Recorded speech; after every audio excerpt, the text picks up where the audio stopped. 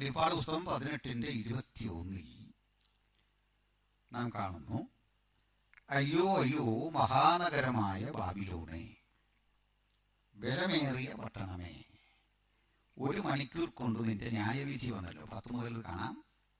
21 വരുമ്പോൾ, ശക്തനായൊരു ദൂതൻ തിരികല്ലോളം വലുതായൊരു കല്ലെടുത്ത് സമുദ്രത്തിൽ എറിഞ്ഞു കളഞ്ഞിട്ട് ഇങ്ങനെ ബാബിലോൺ എന്ന മഹാനഗരത്തെ ഹേമത്തോടെ നശിപ്പിച്ചു കളയുമെന്നും ആ പട്ടണം ഗുരുതരമായ തകർച്ചയ്ക്ക് വിധേയമാകുമെന്നും ഒക്കെ പരാമർശിച്ചു. അപ്പോൾ നമ്മൾ ചോദിച്ചു, in connection with the second coming of Christ, what should be the need of the destruction of Babylon? എന്താണ് ഈ ബാബിലോൺ തകരേണ്ടതിന്റെ കാരണം? അപ്പൊ ദൈവത്തിന് why God is against Babylon? എന്തുകൊണ്ട് ദൈവം ബാബിലോണിന് എതിരായിരിക്കുന്നു? ഇതിൻ്റെ ഒരു ചരിത്രം തേടി ഞങ്ങൾ പോകുകയായിരുന്നു. ചരിത്രത്തിൽ ബാബിലോണിന് മറ്റു ചില പേരുകളുണ്ട് എന്ന് പഠിച്ചു. ആ പേരുകളിൽ ഏറ്റവും പ്രധാനം മെസോപ്പൊട്ടേമിയ എന്നാണ് പഠിച്ചില്ലേ? എന്താ മെസോപ്പൊട്ടേമിയയുടെ അർത്ഥം? ലാൻഡ് ബിറ്റ്വീൻ 2 rivers, 2 നദികൾക്കിടയിലുള്ള സ്ഥലം. മെസോപ്പൊട്ടേമിയ. പൊട്ടാമോസ് നദി എന്നതിൻ്റെ ഏകവചനമാണ്, പൊട്ടേമിയ ദ്വിവചനമാണ്, അല്ലെങ്കിൽ നമ്മളുടെ ഒരു ബഹുവചനം എന്നൊക്കെ പറയാം. അപ്പോൾ ഈ മഹാനഗരത്തിൻ്റെ ചരിത്രത്തിലെ പേരാണ് മെസോപ്പൊട്ടേമിയ. ബൈബിളിൻ്റെ പഴയ നിയമത്തിൽ അതിനെ ശിനാർ ദേശം എന്ന് വിളിക്കുന്നു എന്നും പുതിയ നിയമത്തിൽ ചിലയിടത്ത് മെസോപ്പൊട്ടേമിയ എന്ന് തന്നെ കാണുന്നു എന്നും നമ്മൾ വിശദീകരിച്ചു. ആ 2 നദികളെക്കുറിച്ച് പറഞ്ഞു. ഏതൊക്കെയായിരുന്നു? യൂഫ്രട്ടീസും ടൈഗ്രീസും. അപ്പോൾ യൂഫ്രട്ടീസ് ടൈഗ്രീസ് തടങ്ങൾക്കിടയിലുള്ള മനോഹരമായ ആ ഫെർച്ചൈൽ ലാൻഡാണ് ശരിക്കും ബാബിലോൺ എന്ന് മനസ്സിലായി. ശിനാർ ദേശമെന്നും അതിന് പേരുണ്ടെന്ന് മനസ്സിലായി. ഇനി ഇവിടെ ഒരു രാജാവ് ചരിത്രത്തിൽ ആദ്യമായി, ലോകത്തിലെ തന്നെ ആദ്യത്തെ മാനുഷിക government, human administration in the history of world, or the origin of human administration or government begins with Babylon. ബാബിലോണിൽ നിന്നാണ് അതിന്റെ ആരംഭമെന്നും നമ്മൾ കണ്ടു. അത്രയും ഓർക്കുന്നുണ്ടല്ലോ.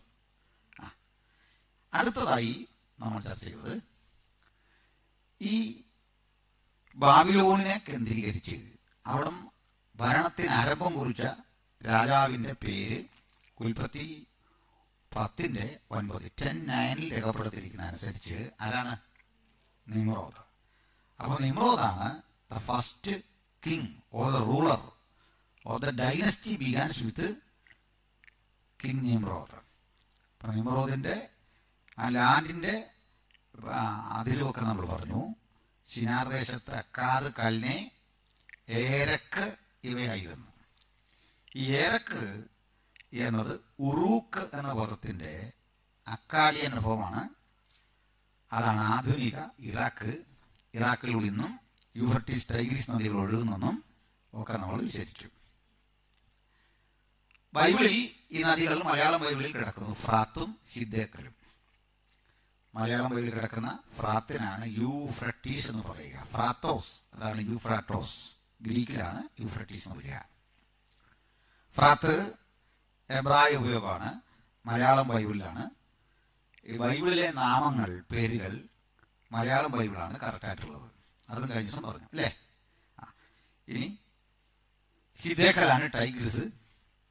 ഇത് പറഞ്ഞപ്പോൾ 2 നദികളുടെ പേരുടെ പറഞ്ഞു, പീശോനും ഗീഹോനും. അപ്പോൾ ആ പഴയ ഏതൻ നിലനിന്ന സ്ഥലമായിരുന്നു ഇതെന്ന് വരെ നമ്മൾ ചിന്തിച്ചു.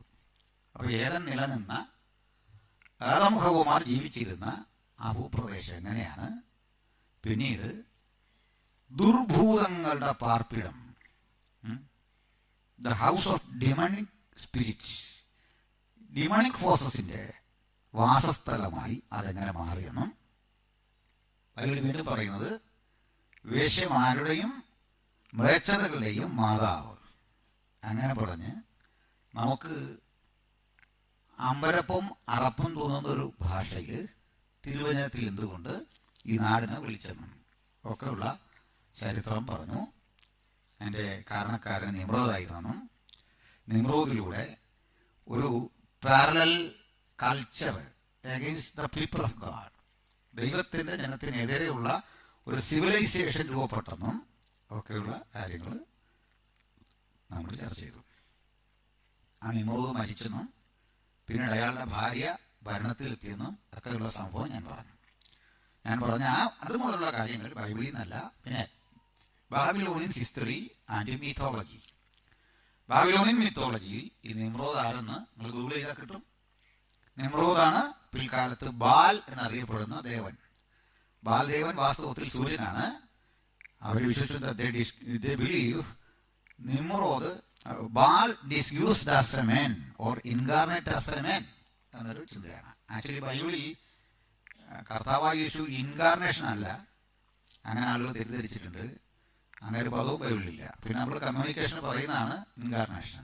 Instead of incarnation you can use God manifested in flush. Jesus Christ is the manifestation of God. അങ്ങനെയാണ് ശരിയായ വിധത്തിൽ തിയോളജിക്കലി അക്സെപ്റ്റ് ചെയ്യേണ്ടത്. അത് മനസ്സിലായല്ലോ അല്ലേ? അതായത് ഈ അവതാര ഓർ എന്താ പറയുന്നത്, അവതാരക്ക് ഇൻകാർണേഷനും മാനിഫെസ്റ്റേഷനും തമ്മിലുള്ള വ്യത്യാസം എന്താ? ഇൻകാർണേറ്റ് ചെയ്യുമ്പോൾ ഈ നമ്മുടെ ഭാരതീയ സങ്കല്പങ്ങൾ അറിയാലോ. ഇൻകാർണേറ്റ് ചെയ്യുമ്പോഴേക്ക് അതിൻ്റെ ആ രൂപം അങ്ങ് മാറിയത് മത്സ്യവും കൂർമ്മവും വരാഹവും ഒക്കെ ആയിട്ട് വരികയാണല്ലേ, അങ്ങനെയാണല്ലേ? അപ്പോൾ പക്ഷെ ജീസസ് ഇൻകാർണേറ്റ് അല്ല, മറിച്ച് ദൈവം ജഡത്തിൽ വെളിപ്പെട്ടു. God manifested in flesh. എന്നെ കണ്ടവൻ പിതാവിനെ കണ്ടു. ഇതാണ്. പിന്നെ അപ്പുറത്ത് അന്വേഷണമില്ല. So Jesus is the ultimate destination for each and every truth seekers. എല്ലാ സത്യാന്വേഷകരുടെയും ലാസ്റ്റ് പോയിന്റാണ് യേശു. ആ ക്രിസ്തു നമ്മെ നയിച്ച ഇവിടേക്കാണ്. ഞാൻ തന്നെ വഴി സത്യം ജീവൻ. അവിടെ വരെ നമുക്ക് ചെല്ലാൻ പറ്റും. ഗുരുവിനോടാകുന്നത് ശിഷ്യന് മതി. അപ്പോൾ യേശു ക്രിസ്തുവിൽ സമ്പൂർണ്ണ ദൈവത്വമുണ്ട്, സമ്പൂർണ്ണ മനുഷ്യത്വമുണ്ട് അല്ലേ? അത് പാതി മനുഷ്യനോ പാതി ദൈവമല്ല. പിന്നെ എങ്ങനെ സമ്പൂർണ്ണ മനുഷ്യൻ സമ്പൂർണ്ണ ദൈവം? അത് ഞാൻ ഇന്നലെ ഇൻകണക്ഷൻ വിത്ത് Malayalam translation of Bible I informed you how ചാത്തുമെനോൻ received Jesus Christ as his personal Xavier. അതൊക്കെ നമ്മൾ ഇന്നലെ പറഞ്ഞേ. ഹി ബിക്കെയിം ഫിലോസഫൻ അല്ലേ? നീണ്ട ഒരു വായനയ്ക്ക് ശേഷം അത് ഒരു ട്രൂ ക്രിസ്ത്യനായി. അതുപോലെ സരസ്വതി പൂജയൊക്കെ നിർവഹിച്ചിരുന്ന ബൈബിളിൻ്റെ ആ ട്രാൻസ്ലേറ്റർ, അദ്ദേഹത്തിന് കിട്ടിയ റെവലേഷൻ എന്താണ്? Jesus Christ is the son of God. ദൈവത്തിൻ്റെ പുത്രനാണ്, ദൈവപുത്രനാണ്. ഇങ്ങനെയൊക്കെയുള്ള കാര്യങ്ങളാണ്. ഓക്കെ, അതെല്ലാം ഓർമ്മയുണ്ടല്ലോ എന്നല്ലേ പറയല്ലേ? ശരി. അല്ലെങ്കിൽ ഇത് ലൈവിൽ കിടപ്പുണ്ട്, നിങ്ങളത് നോക്കിയാൽ മതി. അടുത്തത് ഞാൻ പറഞ്ഞത്, ഇവിടുന്ന് ഈ സ്ഥലം പിന്നീട് the great tower of Babylon ഇവിടെയായിരുന്നു അല്ലേ? അപ്പോൾ ആ ടവർ ഉണ്ടാക്കാൻ വേണ്ടി ഒരാൾ പറയുന്നുണ്ട്, മനുഷ്യൻ കിഴക്കോട്ട് യാത്ര ചെയ്ത് ശിനാർ ദേശത്ത് എത്തി ഒരു സമഭൂമി കണ്ടു. എന്നിട്ട് ജനങ്ങളെ ഒരാൾ പറഞ്ഞു, വരിക, നമുക്ക് ആകാശത്തോളം എത്തുന്ന ഒരു കോട്ട ഉണ്ടാക്കണം, fort. Then let's make A ചെയ്ത അതിനു വേണ്ടിയിട്ട് വരിക എന്ന് വിളിക്കുമ്പോൾ ആള് വരണമെങ്കിൽ അധികാരമുള്ള വിളിച്ചാലേ വരുള്ളൂ. അതായത് ഞാനിവിടെ നിന്ന് വിളിച്ചാൽ വരാനാ, നിങ്ങൾ വിളിച്ചാൽ വരാനാ അല്ലേ? കൂട്ടുകാരൊക്കെ ഓരോരുത്തരേ ഉള്ളൂ. എന്നാൽ ഗവൺമെന്റ് ഓർഡർ ഇട്ടാൽ പോയാൽ പറ്റൂ അല്ലേ? നമ്മളെ അറിയാ, ലോകമൊക്കെ പേർ വഴി ആർത്തണമെന്ന് പറഞ്ഞപ്പോൾ നിയമത്തിന്റെ കർക്കശാവസ്ഥ ഉണ്ടോ? ഇതിനിപ്പോ ഒരു സ്ത്രീ ഇതേ അവസ്ഥ ഇരിക്കുകയാണെങ്കിൽ നമ്മളെന്ത് പറയും? നടക്കുകയില്ലെന്നും സർക്കാരിനോട് പറയും. ശരിയല്ലേ? ഇന്ത്യയിലൊന്നും ഒട്ടും പറ്റില്ല, കേരളത്തിലൊട്ടും പറ്റില്ല. ചുമ്മാ ഈ സർക്കാരെ ഇവിടെ ഈ അവസ്ഥയിലൊന്നും ഒരു സ്ത്രീ കൊണ്ട് പേര് നിങ്ങൾ ഇങ്ങോട്ട് വാ ഇങ്ങനെ പറയത്തില്ലേ? എന്തുകൊണ്ടാണ്? ബിക്കോസ് ഡെമോക്രസി അല്ലേ? നമ്മുടെ ഡെമോക്രസിയാണ്. ജനങ്ങൾക്കാണ് അധികാരം, ജനപ്രതിനിധിക്കല്ല. നമുക്ക് അധികാരം. മനസ്സിലായില്ലേ? പണ്ട് മറിയ പോയേ പറ്റുമോ? പ്രസവിച്ച് കിടന്ന കുഞ്ഞിനെ കൊണ്ട് പോയേ പറ്റൂ. അപ്പൊ അധികാരമുള്ളവൻ വിളിച്ചാൽ പോയേ പറ്റുള്ളൂ. അങ്ങനെ ഓട്ടോക്രസി നിലനിൽക്കുന്ന കാലം. ഓട്ടോക്രസി സ്വേച്ഛാധിപത്യം, ഒരുത്തിന്റെ ഇഷ്ടം. ആ നിലനിൽക്കുന്ന കാലഘട്ടത്തിൽ ആ വിളിച്ച ആള് നിമ്രോദ് അവിടുത്തെ കിങ്ങാണ്. ഈ വലിയൊരു ഇത് നിങ്ങൾക്ക് സിഗുരാറ്റ് എന്നടിച്ചാൽ ഇതിൻ്റെ ഡീറ്റെയിൽസ് കിട്ടും. സിഗുരാറ്റ് ZIGURRAT സിഗുരാറ്റ് എന്ന് പറയുന്ന അത് പിന്നീട് കണ്ടുപിടിച്ചാൽ മതി. ഈ അവിടെ പണി കഴിപ്പിച്ച ബാബിലോണിയൻ കോട്ടയുടെ അങ്ങനെ ഒരു സംഭവം ഉണ്ടായിരുന്നതിൻ്റെ അവശിഷ്ടങ്ങൾ പുരാവസ്തു വിജ്ഞാനികൾക്ക് കിട്ടി. Archaeological excavations also giving strong evidences for passage of Bible. ആ പാസേജിന് കൃത്യമായിട്ടുള്ള തെളിവ് തരുന്നുണ്ട്. ഇവിടെ ഇങ്ങനെ കോട്ട ഉണ്ടായിരുന്നു. ഓക്കെ, വീഡിയോ ഇനി നമുക്ക് മുമ്പോട്ടല്ലോ. അത്രയും വരെ ഇന്നലെ വരാത്തവർക്ക് വേണ്ടി പറഞ്ഞാണ്, മനസ്സിലല്ലേ? ഇന്നലെ വന്ന പോലെ കാണുന്നില്ല, ജോലിക്ക് പോയതായിരിക്കും. അത് മനസ്സിലാക്കിയിട്ടാണോ? ഒരു പാട്ട് ഇന്നലെ മിന്നിയ ഉന്നത ശ്രേഷ്ഠന്മാരാരും ഇന്ന് കാണുന്നില്ല അവിടെ. പുതിയ ആളുകൾ വരികയും ചെയ്തിട്ടുണ്ട്. ജോലിയുള്ളതുകൊണ്ടായിരിക്കും. ശരി, അപ്പോൾ ഞാൻ പറഞ്ഞെത്തിച്ച പ്രധാനപ്പെട്ട പോയിന്റ് ഇവിടുന്ന് ഈ സ്ഥലത്തു നിന്നാണ് അബ്രഹാം ഇവിടെയാണ് ജീവിച്ചിരുന്നത്. ഊർ പട്ടണം അവിടെയായിരുന്നു. ഊർ എവിടെ? ഈ ബാബിലോണിലായിരുന്നു ഊർ പട്ടണം. തെളിവെടുത്തിരുന്നല്ലേ? എന്നാലും തെളിവ് തന്നെ ഓർമ്മേണ്ട. അപ്പോസ്തലപ്രവൃത്തി 7:2 തെളിവ് തന്നെ അല്ലേ? എന്താ തെളിവ് തന്നെ? സഹോദരന്മാരും പിതാക്കന്മാരുമായ പുരുഷന്മാർ. നമ്മൾ അതിനകത്ത് വേറെ ചില സംഗതികളൊക്കെ പറഞ്ഞല്ലേ? നിങ്ങൾ വരേണ്ടതായിരുന്നു. എനിക്കത് പറയാൻ പറ്റിയില്ല. പറഞ്ഞാൽ എനിക്ക് ഇവിടെ പോക്കുകളൊക്കെ ഈ രാജ്യം വിട്ട്. അപ്പോൾ സഹോദരന്മാരും പിതാക്കന്മാരുമായ പുരുഷന്മാരെ, അത് നമ്മൾ കുറച്ചു നേരം അവിടെ നിന്ന് ഇത്തരം കാര്യങ്ങൾ നിന്ന് എതിർകക്ഷി ആലോചിക്കുന്നതിന് മുമ്പ് സ്ഥലം വിട്ടണമെന്നാണ് ഡിബേറ്റിന്റെ ഒരു തിയറി. മനസ്സിലായോ? ഈ കാര്യം എതിരാളി മനസ്സിലാക്കി വരുമ്പോഴേക്ക് നമ്മളും വീട്ടിൽ ചെല്ലണം, അവനും വീട്ടിൽ ചെല്ലണം. അതാണ്, അങ്ങനെയാണ് എൻ്റെ തിയറി. അന്നേരം അവർക്ക് പിടിയിട്ടരുത്. വീട്ടിൽ ചെന്നിട്ടേ പാടുള്ളൂ, അത് മനസ്സിലാക്കാൻ പാടുള്ളൂ. ശരി, അപ്പോൾ ഈ ബാബിലോണെന്ന് പറയുന്ന ഈ സ്ഥലത്ത് അബ്രഹാം ജീവിച്ചിരുന്നു എന്നതിന് തെളിവാണ് അപ്പോസ്തലപ്രവൃത്തി 7:2 ധനനായ സ്തെഫാനോസ് പ്രസംഗിക്കുകയാണ്. സഹോദരന്മാരും പിതാക്കന്മാരുമായ പുരുഷന്മാരെ, നമ്മുടെ പൂർവ്വപിതാവായ അബ്രഹാം ഹാരാനിൽ വന്ന് പാർക്കും മുമ്പ് മെസൊപ്പൊട്ടേമിയയിലായിരുന്നപ്പോൾ തേജോമയനായ ദൈവം അവന് പ്രത്യക്ഷനായി. അല്ലേ? അപ്പോൾ ഇങ്ങനെ ദൈവം പ്രത്യക്ഷനായി എന്ന് പറയുമ്പോൾ എപ്പോഴും മനസ്സിലാക്കണം, മനുഷ്യന് പ്രത്യക്ഷനാകുന്ന ദൈവം, മനുഷ്യന് ബോധ്യം വരുന്ന ദൈവത്തിൻ്റെ ഇൻ്റർഫിയറൻസ്. ഇതിന് നമ്മൾ തിയോഫനി എന്നാണ് പറയുക. തിയോഫനി എന്താണ്, ക്രിസ്റ്റോഫനി എന്താണെന്നൊക്കെ കുറേ ഏറെ പറയാനുണ്ട്. ഏതായാലും അതൊക്കെ വലിയ സങ്കീർണമായ വിഷയങ്ങളാണ്. ഇപ്പോൾ പറഞ്ഞാൽ നമുക്ക് നേരം പോകും. അപ്പോൾ ദൈവം പ്രത്യക്ഷപ്പെട്ട സ്ഥലത ഹാരാനിൽ വന്ന് പാർക്കും മുമ്പ് ഊർ പട്ടണം, കൽദയരുടെ പട്ടണമായ ഊര്. അപ്പോൾ ഊർ പട്ടണത്തിൻ്റെ പ്രത്യേകത ഞാൻ പറഞ്ഞു. 25 ഹെക്ടർ വിസ്തൃതിയുള്ള, അത്രയും റേഡിയസിൽ കിടക്കുന്ന ഒരു പട്ടണം. വളരെ സിസ്റ്റമാറ്റിക്കായി പണി കഴിപ്പിച്ചൊരു പട്ടണം. അപ്പോൾ അന്നത്തെ കാലത്ത് തന്നെ മനുഷ്യന് സിസ്റ്റമാറ്റിക്കായി ഒരു പട്ടണം പണി കഴിപ്പിക്കണമെന്ന ബോധമൊക്കെ ഉള്ള വലിയ മനുഷ്യർ ജീവിച്ചിരുന്ന സ്ഥലമാണ്. ഓക്കെ, അപ്പോൾ കല്ലുവാകിയ വഴികൾ, നല്ല കോട്ടകൾ, അതുപോലെ ഡ്രെയിനേജ് സംവിധാനങ്ങൾ, ധാന്യപ്പുരകൾ, ആ കൂടെ ഞാൻ ഒന്നുകൂടെ പറഞ്ഞു, വിപുലമായ ഒരു ലൈബ്രറിയുടെ റൂയിൻസ് ആൻഡ് റിമൈൻസ് അവർക്ക് കിട്ടി. ആർക്കിയോളജിക്കൽ എക്സ്കവേഷൻസ് അവിടെ നടക്കുമ്പോൾ ഊർ പട്ടണത്തിൽ. അന്നത്തെ കടലാസിന് പോലെ ഉപയോഗിച്ചിരുന്ന എന്താണെന്ന് ഞാൻ പറഞ്ഞു, ബുക്കുകൾക്ക് എന്തായിരുന്നു? Clay tablets. Okay, clay tablets. ആദ്യകാല എഴുത്തായിരുന്നു ഈ ക്ലേയിൽ എഴുതുന്നതിനാണ്. ഇനി വേറൊരു കാര്യം, പിന്നെ പാത്രസ് വന്നിട്ടും പാർച്ച്മെന്റ്സ് വന്നിട്ടും ക്ലേയിൽ എഴുതിയിരുന്ന മനുഷ്യൻ. എന്താ കാര്യം വെച്ചാൽ, സാമ്പത്തിക സ്ഥിതി ഉള്ളവർക്ക് ഇത് രണ്ടിനും പറ്റുള്ളൂ. മനസ്സിലായില്ലേ? അന്നൊക്കെ ഒരു ബൈബിള് എഴുതണ എത്ര ആടിനെ കൊല്ലണമെന്നറിയോ? ഉണ്ടോ? ഓരോ വെളിപ്പാടുള്ളതിനനുസരിച്ച് ആടിൻ്റെ കാര്യം പോകാം. നമുക്കത് പ്രയോജനപ്പെടും, അത് വേറെ കാര്യം അല്ലേ? എനിക്ക് നമ്മളൊക്കെ പിള്ളേർ പ്രാർത്ഥിക്കും, പുതിയ പുതിയ വെളിപ്പാട് കിട്ടണേന്ന് ദിവാസന്മാർക്ക്. മനസ്സിലായില്ലേ? അപ്പോൾ ഈ ആടിൻ്റെ തോലിൽ എഴുതണം. അത് എക്സ്പെൻസീവ് എന്നായി പറഞ്ഞു വരുന്നത്. ഒരു ന്യൂട്രീഷന് 500 ആടുകളിലേക്ക് തോല് വേണമെന്നാണ്. ഇതുപോലെ വേണം ഇത് എഴുതണമെങ്കിൽ. അതാണ് പാർച്ച്മെന്റ്സ്.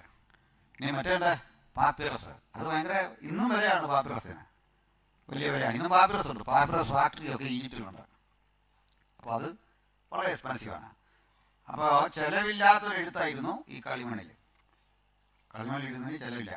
അതിൻ്റെ കാര്യം അത് ഈ മണ്ണിഷ്ടം പോലുണ്ട്. അത് കുഴച്ച് റെഡിയാക്കി ചപ്പാത്തി വരുന്ന വരുത്തിയിട്ട് സൈഡൊക്കെ കട്ട് ചെയ്തിട്ട് എഴുതുക, തീച്ചൂടെ ചുട്ടെടുത്ത് വെക്കുക. ഇല്ലായ്മക്കാരൻ്റെ എഴുത്തായിരുന്നു ഇത്തരം. അതിനൊരു പേര് പറയുമായിരുന്നു ഒബ്സ്ട്രക്ക. ഒബ്സ്ട്രക്ക ലിഖിതങ്ങൾ എന്ന് പറയും. ഒബ്സ്ട്രക്ക റൈറ്റിങ്സിന് ടാബ്ലറ്റ്. പക്ഷെ അതിനൊരു ഗുണമുണ്ടായി. ഈ പാപ്പിറസും പാർച്ച്മെന്റ്സും ഒക്കെ കാഴപ്പലക്കരുതി നശിച്ചുപോയി. പക്ഷെ ഏത് കുഴി കിടന്നാലും ചെളി കിടന്നാലും കഴിയെടുത്ത ഇവനെ നമുക്ക് തിരിച്ചു കിട്ടും. ഓട്ട് കഷ്ണമാണ്, മനസ്സിലായി? അതുവഴിയാണ് നമ്മൾ പണ്ട് ഇതറിയാനുള്ള വഴികളുണ്ടായത്. അപ്പോൾ നമ്മളെ പോലെയുള്ള ഇല്ലായ്മക്കാരൻ്റെ ചെറിയ പ്രവൃത്തികളും ഇമ്പോർട്ടൻ്റ് ആണെന്നുള്ളതാണ് ആ തെളിയുന്ന കാര്യം അല്ലേ? ആരും ദൈവത്തിന് വേണ്ടി പ്രവർത്തിക്കുന്ന ഒന്നും വിഫലമല്ല. എനിക്ക് ഇത്രേ ശേഷിയുള്ളൂ എന്നുള്ളതൊന്നും ഒരു പ്രസക്തമായ കാര്യമല്ല, ഒരു വലിയ പ്രവൃത്തിയാണ് ചെയ്യുന്നത് അല്ലേ? ഓക്കെ, അപ്പോൾ നമുക്ക് അടുത്തതിലേക്ക് പോകാം. ഇത്തരം ടാബ്ലറ്റ്സുകൾ ഒക്കെ നിലനിൽക്കുന്ന ഒരു ലൈബ്രറി എവിടെ ഉണ്ടായിരുന്നു? പുരാതന ഊരിലുണ്ടായിരുന്നു, ഊർ പട്ടണത്തിൽ. ഈ സ്ഥലങ്ങൾ കുഴിച്ചെടുത്തപ്പോൾ കിട്ടിയത് നിമ്രോദിനെ സ്തുതിക്കുന്ന, പിന്നീട് ഒത്തിരി ദേവസങ്കല്പങ്ങൾ അവിടെ ഉണ്ടായി. ഡെയ്റ്റീസിന്റെ എണ്ണം കൂടി. അങ്ങനെ ഡെയ്റ്റീസിൽ ഒരാളായിരുന്നു നാനാർ എന്നറിയപ്പെടുന്ന ഒരു മൂൺ ഗോഡ് ഉണ്ടായിരുന്നു, ചന്ദ്രദേവത. പിന്നീട് കട്ടി നമുക്കൊരു കാര്യം അറിയാം, ഈ ചൂട് കൂടിയ സ്ഥലങ്ങളിൽ അവർ പ്രാർത്ഥിക്കുന്നത് ബാലിനോടല്ല, ചന്ദ്രനോടാണ്. ചന്ദ്രനാണ് അവർക്ക് ചിലപ്പോൾ ദേവതയാവും, ചിലപ്പോൾ ദേവനാവും. ഓക്കെ, അതിൻ്റെ കാരണം എന്താ? ഈ മരുഭൂമി ഭീകരാണ്, ചൂട് ഭയങ്കരമാണ്. അപ്പോൾ രാത്രി അവർക്കൊരു ആശ്വാസമാണ്, അത് കുളിർമയുടേതാണ്. അപ്പോൾ അവരെ നോക്കി പുഞ്ചിരിക്കുന്ന ചന്ദ്രൻ അവർക്ക് ദൈവമായി. സൂര്യന്റെ കിരണങ്ങൾ അവർക്ക് സൂര്യ കുത്തുന്ന വേദന പോലെ ഭീകരമായി. അപ്പോൾ ചിലര് ബാലിനെ വിട്ടിട്ട് ഹുബാലിനെ ആരാധിക്കാൻ തുടങ്ങി, അറബികൾ. ഹുബാൽ, ഈ ഹുബാലാണ് മെസപ്പൊട്ടേമിയരുടെ മറ്റേ ഇതേ പേര് മെസപ്പൊട്ടേമിയ വിളിച്ച വാദ് എന്നായിരുന്നു. ദേവന്റെ പേര് വാദ്. അന്നൊക്കെ ഒത്തിരി ദൈവങ്ങളുണ്ട്. അനു എന്ന് പറഞ്ഞൊരു ദൈവം ഉണ്ടായിരുന്നു. നമുക്കാർക്കെല്ലാം അവിടെ അങ്ങനെ പേരുണ്ടെങ്കിൽ ഓർക്കണം. അനു, അനു എന്ന് പേരുണ്ടായിരുന്നു ദൈവത്തിന്. എൻഗിൻ, എൻലിൻ, ഇങ്ങനെയൊക്കെ ഗോഡസ് ഉണ്ടായിരുന്നു. അപ്പൊ ഈ വാദദേവനാണ് ഹുബാല്. ആ ഹുബാലാണ്, ഹുബാല് കണ്ടില്ലേ, ആ ഹുബാലാണ് അല്ലാഹു എന്ന രൂപത്തിലേക്ക് വന്നത്. അതുകൊണ്ട് നമ്മളൊക്കെ ഇടയ്ക്കിടയ്ക്ക് ചോദിക്കാറുണ്ട് അല്ലാഹു എന്ന് നമ്മൾ ചോദിക്കാറുണ്ട്. ഹു ഈസ് ദിസ് അല്ലാ എന്ന അർത്ഥത്തിൽ അവരോട് സംവാദത്തിന്റെ കാര്യത്തിൽ ചോദിക്കാറുണ്ട്. സ്തോത്രം. പോട്ടെ, ഞാൻ അതേ തെറ്റായിട്ട് പറഞ്ഞല്ല, ഈ പൗരാണികമായ ചരിത്രം പറയുമ്പം ഇതൊക്കെ പ്രധാനമാണല്ലേ. സ്തോത്രം. ഇനി വിഷയത്തിലേക്ക് വരാം. അപ്പോൾ ഇങ്ങനെയൊക്കെ ആരാധിച്ചിരുന്ന ഇടയ്ക്ക് നാനാർ എന്നറിയപ്പെടുന്ന ചന്ദ്രദേവതയ്ക്ക് സമർപ്പണം ചെയ്ത പട്ടണമായിരുന്നു ഊര്. ഊരിൽ ദേവീദേവന്മാരെ പുകഴ്ത്തുന്ന കാര്യങ്ങളുണ്ടായിരുന്നു. അപ്പോൾ ആസ്ട്രോണമിക്ക് പ്രാധാന്യം കൊടുക്കുന്ന ആൾക്കാരായിരുന്നു അത്. രണ്ടുമുണ്ട്, ആസ്ട്രോണമി ഉണ്ട്, ആസ്ട്രോളജി ഉണ്ട് അല്ലേ. ആസ്ട്രോളജി ഒരു സൂപ്പർസ്റ്റീഷ്യസിന്റെ ഭാഗമാണ്, പാതിശാസ്ത്രമാണ്, ശാസ്ത്രത്തിലേക്കുള്ള ശ്രമമാണ്. ആസ്ട്രോണമി ഒരു സയൻസാണ് അല്ലേ. സ്യൂഡോ സയൻസ് ആണ് ആസ്ട്രോളജി. ആസ്ട്രോണമി എന്താണ്? അതൊരു സയൻസ് തന്നെയാണ് അല്ലേ, വാനഗോളങ്ങളെ കുറിച്ചൊക്കെയുള്ള പഠനം. അപ്പോൾ ആസ്ട്രോളജി എന്ന് പറഞ്ഞാൽ അതിന്റെ കേന്ദ്രം ഭൂമിയാണ്, ആസ്ട്രോണമിയുടെ കേന്ദ്രം സൂര്യനാണ്. വ്യത്യാസം അതാണ്. സൂര്യനെ ആസ്പദമാക്കി പണ്ടത്തെ ജ്യോതിഷമൊക്കെയാണ് ഈ നമ്മൾ ആസ്ട്രോളജി എന്ന് പറയുന്നത്. ആസ്ട്രോണമി ഒരു ശാസ്ത്രമാണ്. പോട്ടെ, അപ്പോൾ ഇതൊക്കെ ഉള്ള സ്ഥലം എന്തിനേ പറഞ്ഞേ, ഇതൊക്കെ ഉള്ളൊരു സ്ഥലത്ത് 318 അഭ്യാസികളൊക്കെ ആയിട്ട് വലിയ ധനാഢ്യനായി ജീവിച്ച ഒരു മനുഷ്യന്റെ പേരായിരുന്നു അബ്രഹാം. ഈ ലൈബ്രറി കൊണ്ടാണ് സ്ഥലത്തെ നല്ല വിവരമുള്ള മനുഷ്യനായിരുന്നു, കഴിവുള്ള മനുഷ്യനായിരുന്നു. ഒരാൾ ഏത് നാട്ടിൽ നിന്ന് വന്നു എന്നുള്ളത് കുറെയൊക്കെ അവന്റെ ഒരു സ്റ്റാൻഡേർഡിനെ തീരുമാനിക്കുന്ന കാര്യമല്ലേ അല്ലേ. 3 പേര് ഒരുമിച്ചൊരു കൂട്ടുകാര് ഒരുമിച്ചൊരു സ്ഥലത്ത് കൂടി, അവിടെയൊക്കെ ഒന്നിച്ച് പഠിച്ച കൂട്ടുകാരാണ്. ഒന്നിനോട് ചോദിച്ചു എവിടെ പോവാന്ന് ചോദിച്ചാൽ പറഞ്ഞു മുംബൈ എന്ന് പറഞ്ഞു. മറ്റോ പറഞ്ഞു ചെന്നൈ എന്ന് പറഞ്ഞു. മറ്റോ മാർക്കറ്റിൽ പോയത്, അവനൊന്നും പറയാനില്ല, പറഞ്ഞു ചന്തൈ എന്ന് പറഞ്ഞു. എവിടുന്ന് വന്നു എന്നുള്ളതിന്റെ ഒരു സ്റ്റാൻഡേർഡ് പറയാൻ വേണ്ടിയാ. കാരണം അവൻ ഒട്ടും കുറയ്ക്കേണ്ടെന്ന് ഓർത്ത് മുംബൈ എന്ന് പറയുന്ന പോലെ, ചെന്നൈ എന്ന് പറഞ്ഞ പോലെ ചന്തൈ എന്ന് പറഞ്ഞു. പറയേണ്ടി വന്നു. അത് അവന്റെ അവസ്ഥ. ഞാനാണെങ്കിലും നിങ്ങളാളോടെ പറഞ്ഞു കുറയാൻ പറ്റുമോ എന്ന് പറഞ്ഞ ഒരാൾ എവിടുന്ന് വന്നു എന്നുള്ളത് സുപ്രധാനമാണ്. അബ്രഹാം എന്ന സ്ഥലത്തിന്റെ പ്രാധാന്യം മനസ്സിലായോ? എവിടുന്നാണ്? ഊരിൽ നിന്ന്. പക്ഷേ ഇത്രയും കോടീശ്വരനെ തമ്പുരാൻ വിളി, അബ്രഹാമി നീ നിന്റെ വിധുഭവനൊക്കെ വിട്ട് ചാർച്ചക്കാരെയൊക്കെ വിട്ട് ഞാൻ നിന്നെ കാണിപ്പാനിരിക്കുന്ന ദേശത്തേക്ക്. ആ, ഇവരെയൊക്കെ വിടാൻ പറഞ്ഞല്ലേ. പിന്നെ ഈ ചെറുക്കന്റെ ദേഹത്തേക്ക് അബ്രഹാം ഇതിനോട് വിമാനവിടെ കയറി അബ്രഹാമിന് സമനില തെറ്റിയെന്ന് പറഞ്ഞ് കയ്യെ കയറി പിടിക്കും. ഈ വീട്ടുകാരുടെ പുറകെ വന്നു കഴിഞ്ഞാൽ മനസ്സിലായില്ലേ? മറ്റേ യാഗമില്ലേ പിൽക്കാലത്തെ, മനസ്സിലായോ? ആ, അവരാണ് ശാസ്ത്രീയമായിട്ട് ചിന്തിക്കും. നമ്മുടെ കുറെ മനുഷ്യരുടെ ബൈബിള് അതല്ല ശരി, ശാസ്ത്രമാണ് ശരി, ശാസ്ത്ര പഠനത്തിന് പ്രാധാന്യം കൊടുക്കണം. സുഹൃത്തെ, ശാസ്ത്രത്തിന് പ്രാധാന്യം കൊടുത്തത് ക്രൈസ്തവരാ ലോക ചരിത്രത്തിൽ, മനസ്സിലായില്ലേ? ഞാൻ ചാനലിൽ നിങ്ങൾ കണ്ടാവും ഒരാൾ സഹോദരൻ ചർച്ചയ്ക്ക് എന്നോട് ചോദിക്കുന്നുണ്ട്, നമ്മൾ ക്രൈസ്തവർ അന്ധവിശ്വാസമല്ലേ ലോകത്തിൽ പ്രചരിപ്പിക്കുന്നത്? ക്രിസ്ത്യാനിറ്റി പോയെടുത്തുണ്ടായത് ഓക്സ്ഫോർഡ് യൂണിവേഴ്സിറ്റിയാണ്, കേംബ്രിഡ്ജാണ്, ബെർമിംഗ്ഹാമാണ്, നാസയാണ്, മനസ്സിലായില്ലേ? ക്രിസ്ത്യാനിറ്റിക്ക് ആധിപത്യമുള്ള സ്ഥലത്തെല്ലാം ശാസ്ത്ര പഠനമാണ് പുരോഗമിച്ചത്. ബൈബിൾ ശാസ്ത്രത്തിനൊന്നും എതിരല്ല, പക്ഷെ കപട ശാസ്ത്രങ്ങൾ എതിർക്കണം. ശാസ്ത്രം എന്ന് പറയുമ്പോൾ സിദ്ധാന്തങ്ങൾ ശാസ്ത്രമാണെന്ന് നമ്മൾ അംഗീകരിക്കുന്നില്ല എന്നുള്ളതാണ്. സിദ്ധാന്തമല്ല ശാസ്ത്രം. ശാസ്ത്രം എന്ന് പറയുന്നത് അതിന് 3-4 യോഗ്യതകളുണ്ടാകണം. ശാസ്ത്രമാണ് ഒരു കാര്യം എന്ന് പറഞ്ഞാൽ. ഫാൾസിബിലിറ്റി, അതിന് മുമ്പ് വരെ പറഞ്ഞ കാര്യങ്ങൾ തെറ്റാണെന്ന് തെളിയിക്കാനുള്ള കഴിവ്. റിപ്പീറ്റബിലിറ്റി, എന്തിവർ പറയുന്നോ അത് എക്സ്പെരിമെന്റ് വഴി ആവർത്തിക്കാനുള്ള കഴിവ്, മനസ്സിലായില്ലേ? ഇങ്ങനെ ഒത്തിരി ലക്ഷണങ്ങളുണ്ട്. പോട്ടെ, ഞാൻ ചെന്നിട്ട് എനിക്ക് ഈ എസൻസ് ഗ്ലോബലുമായിട്ടൊരു ഡിബേറ്റ് വരുന്നുണ്ട് ഇത്തരം കാര്യങ്ങൾ. ഞാൻ നിങ്ങൾക്ക് അന്നേരം അത് കാണാം. അതുപോലെ ഒത്തിരി വിഷയം വിട്ട് പല വഴിക്ക് പോകും. ആണ്ട് പോട്ടെ. അപ്പോൾ അതുകൊണ്ട് നമുക്കറിയാലോ, നമ്മളോട് ഇന്ന് മനുഷ്യൻ ചോദിക്കുന്ന ഒത്തിരി ചോദ്യങ്ങളുണ്ട്, കുട്ടികളൊക്കെ ചോദിക്കുന്ന ചോദ്യങ്ങളുണ്ട്. മക്കളെ, ഒരമാന്തവും വേണ്ട, ദൈവത്തിന്റെ വചനം ആത്യന്തികമാണ്, അതിൽ തെറ്റുപറ്റില്ല. തെറ്റുപറ്റാത്ത ദൈവം തെറ്റുപറ്റുന്ന മനുഷ്യനെ കൊണ്ട് എഴുതിച്ച മഹാസംഭവങ്ങളുടെ സമാഹാരമാണ് വിശുദ്ധ തിരുവെഴുത്ത്. ഹല്ലേലൂയ! ഈ തിരുവെഴുത്തിന്റെ ഭാഗമാകാൻ കഴിഞ്ഞത് അഭിമാനകരമായ കാര്യമാണ്. സ്തോത്രം, ആമേൻ. അപ്പൊ നമുക്ക് ഇവിടെ നിന്ന് അബ്രഹാം ഇറങ്ങി തിരിച്ചു പോയ വഴിക്ക് അബ്രഹാമിന് ഒത്തിരി 10 പേര് എതിർക്കേണ്ടി വന്നു, അല്ലേ? 10 രാജാക്കന്മാരോട് അബ്രഹാമിന് എതിരേണ്ടി വന്നു. അവരെയൊക്കെ ചെറുത്ത് തോൽപ്പിച്ച് ജയാളിയായി അബ്രഹാം അങ്ങ് ഷാലൂം എന്ന് വിളിക്കുന്ന യെരൂശലേമിലെത്തി. ഓക്കെ, ഷാലൂം അല്ലെങ്കിൽ ഷാലീം എന്നൊക്കെ വിളിക്കുന്ന ഊർ ഷാലൂമിലെത്തി. യെരൂശലേമിന്റെ ശരിക്കുള്ള പേരെങ്ങനെയാണ്?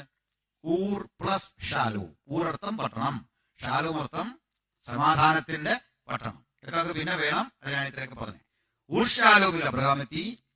കാലമേറെ കഴിഞ്ഞ് അബ്രഹാമിന്റെ ആ തലമുറയിൽ 14-ാം തലമുറയിൽ അബ്രഹാമിന് ഒരു മകനുണ്ടാകുന്നു. 14 തലമുറയ്ക്ക് ശേഷമുള്ള കൊച്ചുമകൻ ആരാണ്? King David. അദ്ദേഹത്തിന്റെ കഴിവും സാമർഥ്യവും ആത്മീയതയൊക്കെ ഞാൻ കഴിഞ്ഞ ദിവസം പറഞ്ഞാണ്, അല്ലേ? അദ്ദേഹത്തിന്റെ ഏറ്റവും വലിയ യോഗ്യത തന്നെയുണ്ട്. അവിടുന്ന് 28 തലമുറ കഴിഞ്ഞ് ജനിക്കാനിരിക്കുന്ന കൊച്ചുമകനെ മോനെ നല്ല വിളിക്കുന്നത് എന്റെ കർത്താവേയും, അല്ലേ? കർത്താവ് എന്റെ കർത്താവിനോട് അരുളി ചെയ്യുന്നത് ഇങ്ങനെയൊക്കെയല്ലേ? ശരി. അപ്പോ നമ്മൾ ഇന്നലെ അവിടെ പറഞ്ഞല്ലേ, അവിടുന്ന് ഒരു വാക്യം നമ്മൾ വായിച്ചിരുന്നു. Matthew chapter 1:17.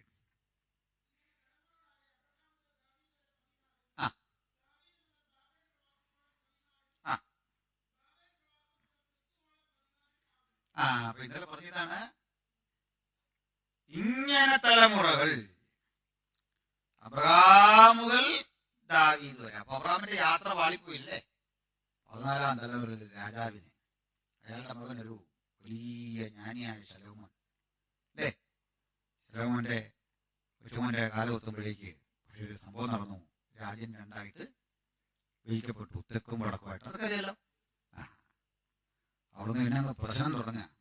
അല്ലെങ്കിലും വല്ലാത്ത ഒരു ജ്ഞാനി ഒരു ലോകം ഭരിക്കാൻ തുടങ്ങിയാൽ ഭയങ്കര നാശമായിരിക്കും. വീഡിയോ ഒരു രക്ഷയില്ല. മലയാളത്തിലൊരു ചൊല്ലുണ്ട്, ഈ മർമാണി അയാൾക്ക് എണ്ണ തേച്ച് കുളിക്കാൻ പോലും പറ്റിയത്. സ്വന്തം കുഞ്ഞിന് അല്പം എണ്ണ തേച്ച് കുളിപ്പിക്കണമെന്ന് വെച്ചാൽ കൊച്ചിയെത്തും. കാരണം തൊടുന്നെല്ലാം മർമ്മം.